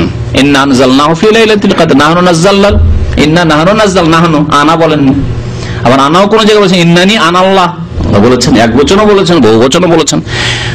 তো এখানে ওয়াল্লাহ দাইনা মাজিদ, আমি আল্লাহ আমার নিকট কি রয়েছে, মজিদ রয়েছে। ওখানে জিয়াদা আর এখানে মজিদ, একই ধাতু থেকে, মজিদ মানে ও ফাও রয়েছে, অতিরিক্ত রয়েছে। যা চাইবে চেয়ে নিলে তারপরে মজিদ দিব। মজিদ যে 50 গুণ, ওই নিম্ন স্তরের ব্যক্তির এটা 50 গুণ শুনলেন, আর তারপরে যা শুনলেন, আর তারপরে ফাও আল্লাহ পাক দিবেন। ফাওটা কি হবে? এই ফাওটা হবে আল্লাহ পাকের দিদার। ফাও হবে আল্লাহ পাকের মুলাকাত, সাক্ষাৎ, আল্লাহকে দেখা। সুহাইব রাদিয়াল্লাহু তাআলা বর্ণনা করেছেন নবী করিম সাল্লাল্লাহু আলাইহি ওয়াসাল্লাম থেকে, ইযা দাখালা আহলুল জান্নাতিল জান্নাতা, যখন জান্নাতীরা জান্নাতে প্রবেশ করে যাবে, কালা বলছেন বর্ণনাকারী নবী করিম সাল্লাল্লাহু আলাইহি ওয়াসাল্লাম, ইয়াকুলুল্লাহু তাবারাক ওয়া তাআলা, তখন আল্লাহ পাক বলবেন, অর্থাৎ হাদিসে কুদসি রাসূলুল্লাহ সাল্লাল্লাহু আলাইহি ওয়াসাল্লাম বলছেন, আল্লাহ পাক বলবেন, তুরিদুনা শাইআন আযীদুকুম, আর কিছু চাও, আর কিছু বেশি দেব কি? তুরিদুনা শাইআন আযীদুকুম, কিছু চাও তোমাদেরকে আরো অতিরিক্ত দেব কি? ফায়াকুলুনা, তখন জান্নাতীরা বলবেন আলাম তুবাইয়িদ ওজুহানা, আল্লাহ আমাদের চেহারাকে এত সুন্দর করেছো, আমাদের ভাগ্য এত সুন্দর করেছো। আলাম তুদখিলুল জান্নাহ, আমাদেরকে কি জান্নাত দাওনি আল্লাহ? এত সুন্দর শরীর স্বাস্থ্য করেছো আল্লাহ, তুমি জান্নাত দিয়ে দিয়েছো, আর কি চাই? ওয়াতুনাজ্জিনা মিনান নার, আল্লাহ তুমি কি জান্নাত জাহান্নাম থেকে মুক্তি দাওনি? আল্লাহ জাহান্নাম থেকে বাঁচিয়ে দিয়েছো, আর কি চাই? দুনিয়াতেই চাইতাম রব্বানা আতিনা ফিদ দুনিয়া হাসানা ওয়া ফিল আখিরাতি হাসানা ওয়া কিনা আযাবান নার, আল্লাহ তুমি দিয়ে দিয়েছো, পেয়ে গেছি। আল্লাহ বলেন না, আরো কিছু আছে তোমাদের দেব। কালা ফায়াকশিফুল হিজাব, আল্লাহ পাক তার নূরের পর্দাকে উন্মুক্ত করবেন, খুলবেন, পর্দা খুলে দেবেন। ফামা উতু শাইআন আহাব্বা ইলাইহিম মিনান নাযরি ইলা রাব্বিহিম আযজা ওয়া জাল্লা, এত জান্নাতে যে আল্লাহর নিয়ামত দেখেছে, এত হুর দেখেছে, এত গেলমান খাদেম দেখেছে, এত দাস দাসী দেখেছে, এত ভোগের বস্তু দেখেছে, কিন্তু জান্নাতে আল্লাহ পাক রব্বুল আলামিনকে দেখে এত খুশি হবে যে এর চাইতে প্রিয় বস্তু আর কিছুই তারা এখন পর্যন্ত পায়নি। সুবহানাল্লাহ। ফামা উতু শাইআন, এর আগে কোনো কিছু দেওয়া হয়নি, আহাব্বা ইলাইহিম মিনান নাজরি ইলা রাব্বিহিম, আল্লাহর দিকে তাকানো, আল্লাহর দিদার চাইতে বেশি প্রিয় বস্তু, আল্লাহর দিদার পেয়ে সমস্ত নিয়ামত ভুলে যাবে। আল্লাহ এত সুন্দর, আল্লাহু আকবার, আল্লাহ পাক এত সুন্দর। সুম্মা তালা, তারপরে এই আয়াত তেলাওয়াত করলেন, যে আয়াত শোনালাম, তিনটি আয়াতের একটি আয়াত লিল্লাযিনা আহসানুল হুসনা ওয়া জিয়াদা। নবী করিম সাল্লাল্লাহু আলাইহি ওয়াসাল্লাম তেলাওয়াত করে যেন এই হাদিসের সমর্থন পেশ করলেন কোরআন দিয়ে, যে যারা সৎকর্মশীল হবে তাদেরকে আল্লাহ জান্নাত দেবেন হুসনা, এবং জিয়াদা আর ফাও দিবেন অতিরিক্ত, অর্থাৎ জিয়াদা মানে হচ্ছে আল্লাহ পাকের দিদার। তো এই ছিল আজকের জান্নাত সম্পর্কে আলোচনা। জান্নাত সম্পর্কে আরো বিভিন্ন দিক আছে, মোটামুটি সংক্ষেপে বা মধ্যম আলোচনা বলা যেতে পারে। আমাদের এই 4টি আলোচনায় 3 ঘন্টা আর 2 ঘন্টা 5 ঘন্টা আলোচনা হয়েছে। 5 ঘন্টায় জান্নাতের আলোচনা আছে, ডিভিডিতে ইনশাআল্লাহ তাআলা আমাদের ভাইরা করে দেবেন, তাহলে একটা সিডিতে চলে আসবে, আপনারা পাবেন। আল্লাহ পাক যেন আমাদেরকে উপকৃত হওয়ার তৌফিক দান করেন। আল্লাহ পাক আমাদের সকলকে যেন জান্নাতুল ফিরদাউস দান করেন। আল্লাহ পাক যেসব ভাইদের কাছে আমার কথা সরাসরি পৌঁছেনি, তাদের কাছে আল্লাহ হক কথা, জান্নাতের কথা, জাহান্নামের কথা, দিনের কথা পৌঁছাবার আল্লাহ যেন ব্যবস্থা করে দেন। আল্লাহ পাক যেন তার ওসিলা মাধ্যম তৈরি করে দেন। আল্লাহ পাক যেন হক মানুষকে গ্রহণ করার তৌফিক দান করেন, তার অনুসরণ করার যেন তৌফিক দান করেন। আমিন। ওয়া সাল্লাল্লাহু আলা নবিয়িনা মুহাম্মদ ওয়া আলা আলিহি ওয়া সাহবিহি আজমাইন। আর একটি বিষয় আছে, সেটা হচ্ছে জান্নাতে যাওয়ার উপায়। তবে আজকে সময় যথেষ্ট হয়ে গেছে, কোনো একদিন এটা একটা আলোচনা হবে যে জান্নাতে যাওয়ার উপায় কি। প্রশ্ন উত্তর দিতে হবে নাকি?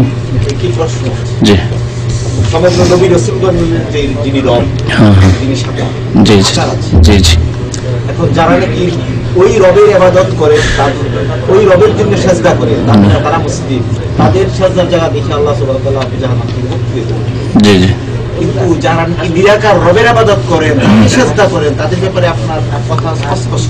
আল্লাহ জানে কি করবেন, এতটুকুই যথেষ্ট যে তারা ওলামারা বলেছেন, সেজন্য আমি নিজে থেকে বলিনি। যেটা কথা, যারা আল্লাহর আকারে বিশ্বাসী নয়, তার আল্লাহকে দেখবে কি করে? কারণ বিশ্বাসী করেন আল্লাহর আকার আছে, নিরাকার বলে।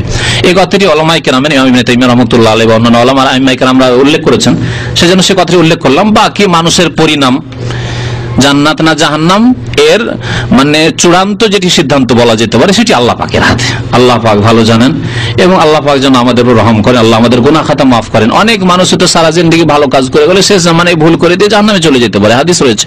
সুতরাং আল্লাহর কাছে আমরা দোয়া করব, আল্লাহ পাক যেন আমাদের অন্তরকে তার দিকে ফিরিয়ে রাখেন, তার দিনের দিকে ফিরিয়ে রাখেন। রব্বানা লা তুযিগ কুলুবানা বা'দা ইয হাদাইতানা ওয়া হাব লানা মিন লাদুনকা রাহমা ইন্নাকা আনতাল ওয়াহ্হাব। অনেক মানুষ আছে নামাজি ছিল, এমনকি দাঁড়িয়ে রেখেছে, আরে ফাঁসে, তারপরে দাড়ি মুন্ডন করে দিয়েছে। আশ্চর্য কথা, আউযুবিল্লাহ।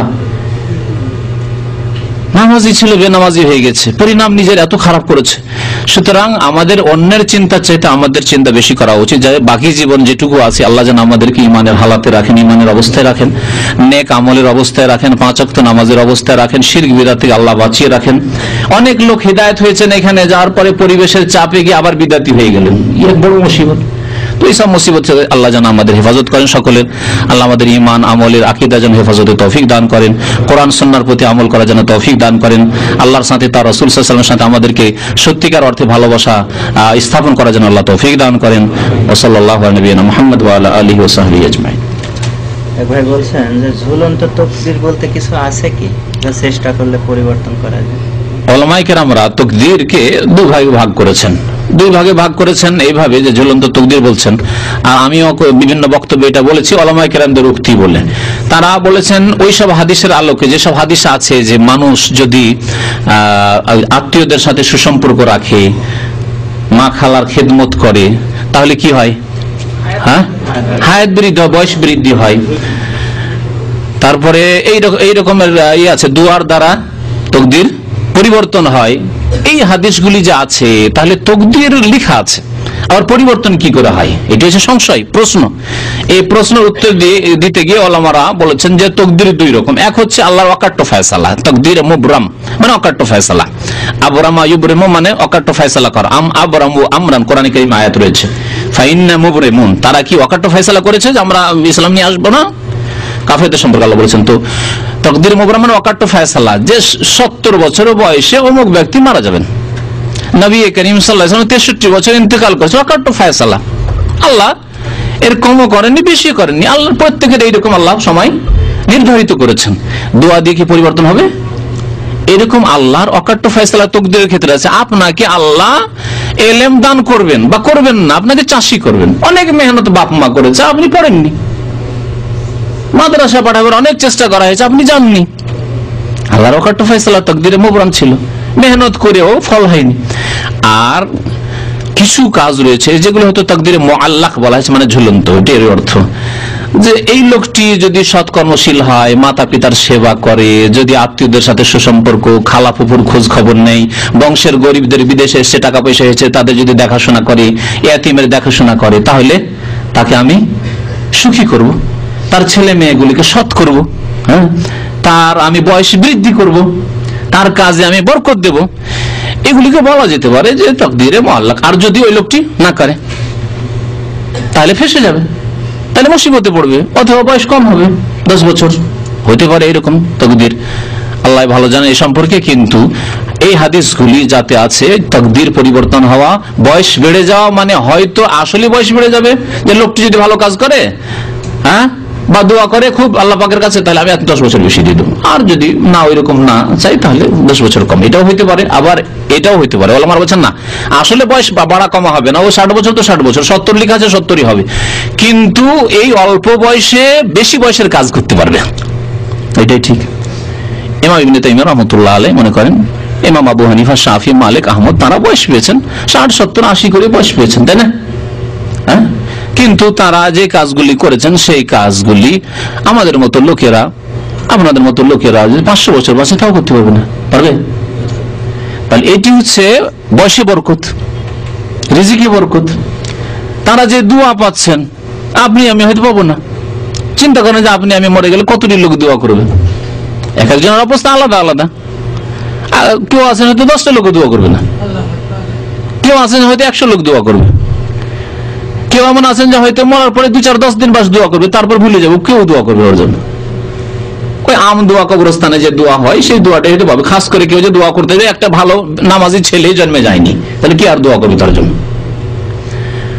কিন্তু এমন কিছু লোক আছে যে সৎ সন্তান আছে, তারপরে অনেক নেক ছাত্র আছে, মারা গেছে, তারা হাজার হাজার ছাত্র আছে, তারা দোয়া করছে।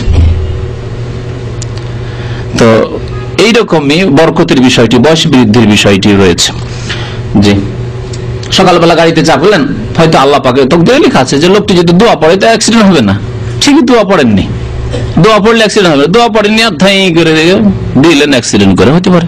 আর এরকম অনেক সময় দেখা গেছে দোয়া, বাস্তব অভিজ্ঞতায় দোয়া পড়তে ভুলে গেছেন, ওই দিনই অ্যাক্সিডেন্ট হয়েছে, হতে পারে। সকালবেলার জিকির আজকার করেননি, সকালবেলা আজকার উৎসব, সকালবেলা জিকির আজকার গুলি যে রয়েছে, দোয়াগুলি রয়েছে, ওগুলি পড়েননি, আর দিনে একটা কোনো বিপদ চলেছে, রাত্রে শোয়ার সময় দোয়াগুলি পড়েননি, আর সেই দিনে আপনি রাত্রে অসুস্থ হয়ে পড়েছেন, হতে পারে এরকম। সুতরাং যেগুলি শরীয়তে আদেশ রয়েছে, সেই সুন্নত মুস্তাহাবি হোক, এই দোয়াগুলি সকাল সন্ধ্যার হোক বা ঘুমাবার সময় হোক, এগুলি আমল করলে জীবনে বরকত রয়েছে, বিপদ আপদ মুক্ত থাকবেন। যে এক ভাই বলছেন যে কিছু লোক বলেন যে আমরা আমাদের ঈমান ঠিক আছে কিন্তু নামাজ ঠিক মতো পড়ে না, এরাও কাফের হবে? নামাজ 5 ওয়াক্ত না পড়লে মুসলিম নয়, এটি হচ্ছে সহি কথা। আর আপনি যদি জান্নাতে যেতে চান, প্রথম প্রমাণ হচ্ছে আপনার নামাজ। নবী সাল্লাল্লাহু আলাইহি ওয়াসাল্লাম বলেছেন নামাজ হচ্ছে হুজ্জত, মানে প্রমাণ। যে ব্যক্তি নামাজ পড়ে না 5 ওয়াক্ত, তার কাছে ওয়ালা হুজ্জাত আলাইহি ইয়াউমাল কিয়ামা, কিয়ামতে তার কাছে কোনো প্রমাণ নেই। আর আজকে হাদিস শুনলেন, হ্যাঁ, যে জাহান্নাম থেকে উঠাবার সময়ও দেখা হবে যে কপালে দাগ আছে কিনা, নামাজ পড়েছে কিনা। তাহলে জান্নাতে যাওয়ার সময় দেখা হবে না? জাহান্নামে গেলেন না জান্নাত পাবেন তো এমনি? নামাজি ছাড়া বেনামাজি, আধা নামাজি কখনো না। সুতরাং আধা নামাজি হবেন না, নিম নামাজি হবেন না, ফুল নামাজি হবেন আল্লাহর রাস্তে। কেউ যদি অজ্ঞতাবশত শিরিক করে বসে, তাদের জন্য কি রকম হুকুম? যদি বেঁচে থাকে তাহলে ফিরার রাস্তা খোলা আছে, ফিরে আসো, তওবা করে। আর শিরিক করবো না, আল্লাহ তাবিজ করবো না, আর মাজারে যাবো না, আর খাসি জবাই করবো না, মাজারে গিয়ে শিরিক করবো না, এখনো সময় আছে। আর যদি এই অবস্থায় মরে গিয়ে অজ্ঞতাবশত, তাহলে মুশরিক হয়ে মরেছে, বড় শিরিক করে যদি মরে, তো আল্লাহ মাফ করবেন না। কবরে সিজদা করে মরেছে, কবরে সন্তান চেয়েছে, কবরে গিয়ে খাসি মোরগ জবাই করেছে, আর তারপরে মরেছে, মরে গেছে অবস্থায় ওই আকীদা নিয়ে, তাহলে বড় মুশরিক হয়ে মারা গেছে। যেমন মক্কার নবী সাল্লাল্লাহু আলাইহি ওয়াসাল্লামের বংশধর মারা গেছে মুশরিক অবস্থায়, তাদের গুনাহ খাতা মাফ হবে না, কারণ মুশরিক অবস্থায় মারা গেছে। ওই অবস্থায় অজ্ঞতা এই ক্ষেত্রে ওজর নয়, কারণ দ্বীন ইসলাম পৌঁছে গেছে। বাংলাদেশের এমন কোন থানা ডিস্ট্রিক্ট নেই যেখানে তৌহিদের কথা শোনেনি, শিরিক কি জানে না। অবশ্যই শুনেছে, কিন্তু অস্বীকার করেছে। সৌদি আরবে চাকরি করতে আসলো, বা কমপক্ষে খবর পাচ্ছে। আজকাল তো আরো স্পষ্ট প্রচার মাধ্যমে সৌদি আরবে একটিও মাজার নেই, বা ভারতে কেন এত মাজার, পাকিস্তানে কেন এত মাজার, বাংলাদেশে কেন এত মাজার, আর এই মাজারে কেন এত ভিড় ভাড়, মসজিদ খালি পড়ে আছে, বিরান হয়ে যাচ্ছে, আর মাজারে কেন এত ভিড় ভাড়, এত কেন ওরস? বুঝে আসে না? কমন সেন্স দিয়ে বুঝতে পারবে ইসলাম যদি বোঝার চেষ্টা করে। তাহলে তারপর এই উজ্জত না যে আল্লাহ আমি তো জানতাম না, আমি না বুঝি তো আমি কবরে সিজদা করেছি, আমি সন্তান চাই না। আল্লাহ পাক এই ওজর কবুল করবেন না, যেমন মক্কার মুশরিকদের পুতুল পূজার ওজর কবুল করবেন না যে আমাদের কাছে তো নবী আসেন, আর নবী আসার আগে তো আমরা বলে গেছিলাম, আল্লাহ করবেন না। কারণ তাদের কাছে ইব্রাহিম আলাইহিস সালামের দ্বীনের অবশিষ্ট ইলম ছিল, জ্ঞান ছিল, কিন্তু তারা উপেক্ষা করে ছেড়ে দিয়ে পুতুল পূজা শুরু করেছিল। ভারত, বাংলাদেশ, পাকিস্তানে রাসূলুল্লাহ সাল্লাল্লাহু আলাইহি ওয়াসাল্লামের সুন্নতের দ্বীন মওজুদ আছে, কিন্তু তারা উপেক্ষা করছে। পাশের গ্রামে সহিহ নামাজ পড়া হচ্ছে, শিরক বিদআত করতে যায় না, ওরা মাজারে যায় না, আর ওরা মাজারে যাচ্ছে, বেরলভী কবর পূজা করে বেড়াচ্ছে, বিদআত করে বেড়াচ্ছে। সুতরাং এই ওজর চলবে না যে আমি জাহেল মূর্খ ছিলাম, জানতাম না, সেই জন্য মাজারে সিজদা করে মরেছি, আল্লাহ তুমি মাফ করো না, মাফ হবে না। জি। মাওলানা শব্দের অর্থ কি? মাওলানা মানুষের ক্ষেত্রে ব্যবহার। মাওলানা মানে আমার মালিক, আল্লাহ পাক বড় মালিক, সুতরাং আল্লাহ পাককে মাওলানা বলা উচিত। তবে আমাদের দেশে মাওলানা আলেমদেরকে বলা যে অভ্যাস আছে, এটি অপছন্দনীয়, কমপক্ষে হারাম না জায়েজ এতদূর ফতোয়া না দিলেও অপছন্দনীয় না বলাই উচিত। সেজন্য আমরা এগুলি পরিবর্তন করে দিয়েছি। এক যুগ ছিল আমাদেরকেও দেশে লোকেরা তাই বলার চেষ্টা করতো, লিখতো, এগুলি উঠিয়ে দেন। তবে হারাম বলা যাবে না, কারণ মাওলার কয়েকটি অর্থ আছে। একটা হচ্ছে মহান মাওলা, আনতা মাওলানা ফানসুরনা আলাল কওমিল কাফিরিন, আল্লাহ পাক মাওলানা, আল্লাহু মাওলানা ওয়ালা মাওলা লাকুম, তিনি আসল মাওলা। যেমন আল্লাহ রহিম, কিন্তু নবী সাল্লাল্লাহু আলাইহি ওয়াসাল্লামকে রহিম বলা হয়েছে। তারপরে আপনার পিতা দয়ালু, আপনার মা দয়ালু, তাদেরকে বলছেন আমার আব্বা রহিম, দয়ালু বলা যাবে, আর রহিম বলা যাবে না। তো সেই রকমই যদি মাওলা এমনকি আরবি ভাষায় যখন দাস প্রথা ছিল, তখন যে দাস আজাদ করে, মুক্ত করে গোলামকে, তাকে কি বলা হয়? মাওলা বলা হয়। মাওলা মানে মনিব, যে দাস মুক্ত করলো, আজাদ করলো। সুতরাং মানুষের ক্ষেত্রে মাওলা শব্দ ব্যবহার করা যেতে পারে, কিন্তু আলেম ওলামাদেরকে মাওলা না বলা, এটি ভারতীয় পরিভাষা, ভারত, বাংলাদেশ, পাকিস্তানের পরিভাষা, এটি কোনো শরীয়তের পরিভাষা নয়, আর আরবদের পরিভাষাও নয়। সুতরাং এটি ছেড়ে দেন। আরবদের পরিভাষা শেখ, ফাজিলাতুশ শেখ, শেখ, অথবা ওর চাইতে বেশি একটু বাড়াবেন আরো ফজিলাতুশ শেখ, সামাহাতুশ শেখ, এইগুলি বিভিন্ন স্তরের তাদের আছে। তো এগুলি ব্যবহার করেন, আমার মনে হয় ভালো। ইলিয়াস সাহেবের তাবলীগ নয়, রাসূলুল্লাহ সাল্লাল্লাহু আলাইহি ওয়াসাল্লামের সুন্নাত মোতাবেক কিভাবে তাবলীগ করতে হবে? তাবলীগ করতে হবে আগামী সপ্তাহে, এর উত্তর দেবো ইনশাআল্লাহ। কেমন ভাবে রাসূলুল্লাহ সাল্লাল্লাহু আলাইহি ওয়াসাল্লাম তাবলীগ করতে হবে, এর উত্তর আগামী সপ্তাহে দেবো, কারণ আজকে সময় নেই। আগামী সপ্তাহে বিস্তারিত উত্তর পাবেন। আব্দুল্লাহ ইবনে মাসউদ রাদিয়াল্লাহু আনহু এর একটি হাদিস মিশকাতে আছে যে আবু দাউদ শরীফে রাফেল আয়াদান রাসূলুল্লাহ সাল্লাল্লাহু আলাইহি ওয়াসাল্লাম শেষ জীবনে ছেড়ে দিয়েছেন, তাহলে রাফেল আয়াদান না করলে গুনাহ হবে? প্রশ্ন হচ্ছে যে একটি হাদিস আছে আব্দুল্লাহ মাসউদ থেকে, আবু দাউদে মিশকাতে আছে, যে নবী সাল্লাল্লাহু আলাইহি ওয়াসাল্লাম রাফেদান করেননি। জি, এই হাদিসটি আবু দাউদে আছে। আর আবু দাউদ যেই ব্যক্তি প্রশ্ন করেছেন, উনি আমার সাথে দেখা করে আসবেন, দেখাই দেবো খুলে, কারণ এখন আবু দাউদ এখানে নেই, লাইব্রেরিতে আছে। আবু দাউদ, ইমাম আবু দাউদ হাদিসটা উল্লেখ করার পরে বলছেন ওয়ালাম ইয়াসিহ, এই হাদিসটি সহিহ নয়। ওয়ালাম, লাম মানে না, আর ইয়াসিহ না, সহিহ নয়। বুঝলেন? বললাম ইয়াসির হাদিসটি সহিহ শুদ্ধ না, যঈফ হাদিস এক। আর এই একটি হাদিসের পাশে শত শত হাদিস আছে রফুল ইয়াদাইনের, দুই হাত উঠিয়ে নামাজ পড়া শত শত হাদিস আছে। সুতরাং হইচই করেন না, ওদেরকে খাবার দিতে দেন, আপনার কথা শুনে। সুতরাং দুই হাত উঠিয়ে নামাজে প্রথমখানে রুকুতে যাওয়ার সময়, রুকু থেকে উঠার সময়, এইসব জায়গায় রফুল ইয়াদাইন করে নামাজ পড়াই হচ্ছে সুন্নত। সুবিধাবাদী মুসলমান ওই জয়ীফটাই নেবেন আর সহিটাই নেবেন না, কেমন মুসলিম আপনি? আমি নামাজ রোজা অন্যান্য ইবাদত করি, কিন্তু আত্মীয় সমাজের সাথে ভালো আচরণ করতে পারি না, তাতে আমার ইবাদত আল্লাহ কবুল করেন। এক ভাই জিজ্ঞাসা করেছেন, আমি নামাজ রোজা করি কিন্তু আত্মীয়দের সাথে ভালো সম্পর্ক রাখতে পারি না। না, এটি আপনার উচিত না। আপনি ভালো নামাজি হইলে আত্মীয়দের সাথে সুসম্পর্ক রাখতেন, কিন্তু যথাসাধ্য আপনি চেষ্টা করবেন ভালো সম্পর্ক রাখার। জরুরি না যে অর্থ দিতে হবে, গরিব মানুষ, আপনি নিজে অর্থ দিতে পারেন না, কিন্তু কথা দিয়ে হবে কালিমাতেন তাইয়্যিবান বলছেন, ভালো কথা বলে। হ্যাঁ, রফুল ইয়াদাইন মানে দুই হাত উঠিয়ে নামাজ পড়া। নামাজে শুরুতে দুই হাত উঠিয়ে তাকবীর দেবেন, আর রুকুতে যাবেন আল্লাহু আকবার, হাত উঠাবেন আবার কান পর্যন্ত বা কাঁধ পর্যন্ত, আর তারপরে রুকু থেকে উঠলেন তখন করবেন। আর 2 রাকাত পড়ে যখন আত্তাহিয়াত পড়ে আবার উঠবেন, 4 রাকাত বিশিষ্ট নামাজ বা 3 রাকাত বিশিষ্ট নামাজে, তখন আবার উঠে বলবেন আল্লাহু আকবার, রফুল ইয়াদাইন করবেন। এই 4টি জায়গায় রফুল ইয়াদাইন আছে, যে 2 হাত উঠানো। খানা পানি শুরু হয়ে গেছে, বাকি প্রশ্ন থেকে গেল, আপনাদের খাবার দাওয়া শুরু হয়ে গেছে, সময় শেষ হতে যাচ্ছে।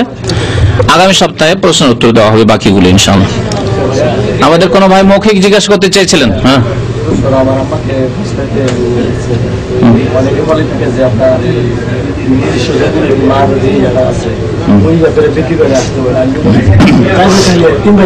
মায়ের জমি দিয়ে হজ করা এই জন্য বলে দেশের লোকেরা যে যেটা জমি তার আছে, মানে তিনি যেটা প্রত্যেক সম্পত্তি পেয়েছেন সেটা হালাল তার জন্য। আপনাদের যদি চাকরি হালাল টাকা হয় তাহলে কোনো দোষ নেই। এক কথায় হারাম পয়সা দিয়ে যাতে হজ না করানো হয়, এটি হচ্ছে উদ্দেশ্য। জমি বিক্রি করা জরুরি না, কেন জমি বিক্রি করবেন, ওই যে জাহেলদের কথা। কিন্তু এই জন্য বলা হয়েছে যে যাতে হালাল পয়সা দিয়ে হয়। আর যেটা উনি বাবার কাছ থেকে পেয়েছেন সেটা হালাল। ওর বাবা কোথা থেকে জমি পেয়েছেন ওটা দেখা দেখি নেই, কিন্তু উনি যেহেতু মানে বংশসূত্রে পেয়েছেন ওরা সাথে, সেজন্য তার জন্য হালাল। আপনি যদি আপনার চাকরি থেকে ইনকাম হালাল রুজি বা হালাল ব্যবসা করে দেন তাহলে সেটা হালাল। এমনকি আপনি যদি হারাম লুকিয়ে কোনো হারাম করেন, আপনার মাত্র জানেন যে হারাম দিচ্ছেন, সেটা ওর জন্য হালাল, এটাও মনে রাখবেন। ও সরাসরি হারাম খাচ্ছেন আর জানছেন না যে আপনি হারাম দিচ্ছেন। যেই টাকা দিয়ে আপনি হজ করাবেন সেটা মায়ের জন্য হালাল। যেমন এখানে খাবার দেওয়া হচ্ছে, আপনার জন্য হালাল। এই খাবার চুরি করে আসলো হোটেল থেকে, না পয়সা দিয়ে আসলো, বুঝা গেছে, ওটা দেখা দেখি না, আপনার হালাল আপনার জন্য। বেনামাজির জন্য ওয়াল্লাহি যারা বলছেন কাফের, তার দোয়া করতে নিষেধ করছেন, কিন্তু তারপরেও আমাদের সমাজের লোকেরা বেনামাজিকে যেহেতু সহি মাসলা জানে না এবং বেশ কিছু উলামাদের ইখতিলাফ রয়েছে, সুতরাং বেনামাজিও যদি হয় আর আত্মীয় হয় বা তার কিছু ইসলামের খেদমত আছে, হয়তো মুসলিমদের সেবা জোয়া করেছে, তাদের জন্য দোয়া করেন আল্লাহ তুমি মাফ করে দাও। মুনাফিকের জন্য আল্লাহ পাকের কাছে আল্লাহ নবী দোয়া করেছিলেন, আল্লাহ বলছেন 70 বার করে দোয়া করলে আমি মাফ করবো না। তো যদি দোয়া করেন আল্লাহর ফয়সালা থাকে জানা বেনামাজিকে মাফ করবো না, তাহলে আমার দোয়া আপনার দোয়া কিছু দোয়াতে কাজ হবে না। কিন্তু দোয়া করেন আল্লাহ তুমি মাফ, তোমার দরবারে যদি মাফের যোগ্য আল্লাহ তুমি মাফ করে দাও, ক্ষমার যোগ্য আল্লাহ তুমি ক্ষমা করে দাও। কারণ হতে পারে আল্লাহর রহমত হতে পারে, মাসলা ইখতিলাফি রয়েছে। আমাদের এক ভাই গিয়াসউদ্দিন ভাই এখানে 91 থাকেন, আগে আসতেন নিয়মিত, এখন হয়তো আসতে পারেন। ওনার মা মারা গেছে, আজকে টেলিফোন করেছিলেন, আপনাদের কাছে দোয়া চেয়েছেন। আল্লাহ পাক যেন জান্নাতবাসী করে তার মাকে, আল্লাহ যেন কবর আযাব দূর করে দেয়, আল্লাহ পাক যেন আখিরাত সুখী করেন, আল্লাহ পাক যেন তাদের আত্মীয় স্বজনদেরকে আল্লাহ সান্ত্বনা দান করেন। বেনামাজি বেঁচে আছে, মারা গেছে, বললাম তো মারা গেছে, দোয়া করেন আল্লাহ তুমি যদি তোমার ক্ষমা থাকে তুমি মাফ করে দাও, আল্লাহ তুমি রহম করো, মাফ করে দাও। হইতে পারে আল্লাহ মাফ করতে পারে, দোয়া করবেন। তারা অজ্ঞ জানতেন না। আমাদের দেশের লোকেরা তাস খেলাকে অপরাধ মনে করে, কিন্তু নামাজ ছাড়াকে অপরাধ মনে করে, ঠিক না? অথচ তাস খেলা যদি জুয়ার সাথে না হয় তো শুধু সময় নষ্ট করে, এর বেশি কিছু না। তাস খেলাকে আমাদের দেশে চরম বড় অপরাধ মনে করে, কিন্তু বেনামাজি উঠানে বসে গান শুনছে, বাজনা শুনছে, আর ওইদিকে নামাজিরা নামাজ পড়ে আসছে, রাস্তায় বসে আছে, কিছুই বলার মতো ক্ষমতা নেই, আর বলছেও না। ছেলে নাতি আত্মীয় স্বজন বংশ মুরব্বী মুসল্লি একাই নামাজ পড়ে আসছে, ওরা বসে আছে রাস্তার উপরে। তাস খেলা বড় অপরাধ, কিন্তু নামাজ ছাড়া বড় অপরাধ নয়। অথচ নামাজ ছাড়া শিরকের মতো বড় অপরাধ, খুনের চাইতে বড় অপরাধ, জেনার চাইতে বড় অপরাধ, জুয়া খেলার চাইতে বড় অপরাধ, হারাম খাওয়ার চাইতে বড় অপরাধ। নামাজ ছাড়া। কিন্তু আমাদের মুসলিম সমাজ জানেন না, ইন্ডিয়া, বাংলাদেশ, পাকিস্তানের জাহেল মানুষরা জানে না যে নামাজ ছাড়লে কত বড় পাপ হয়।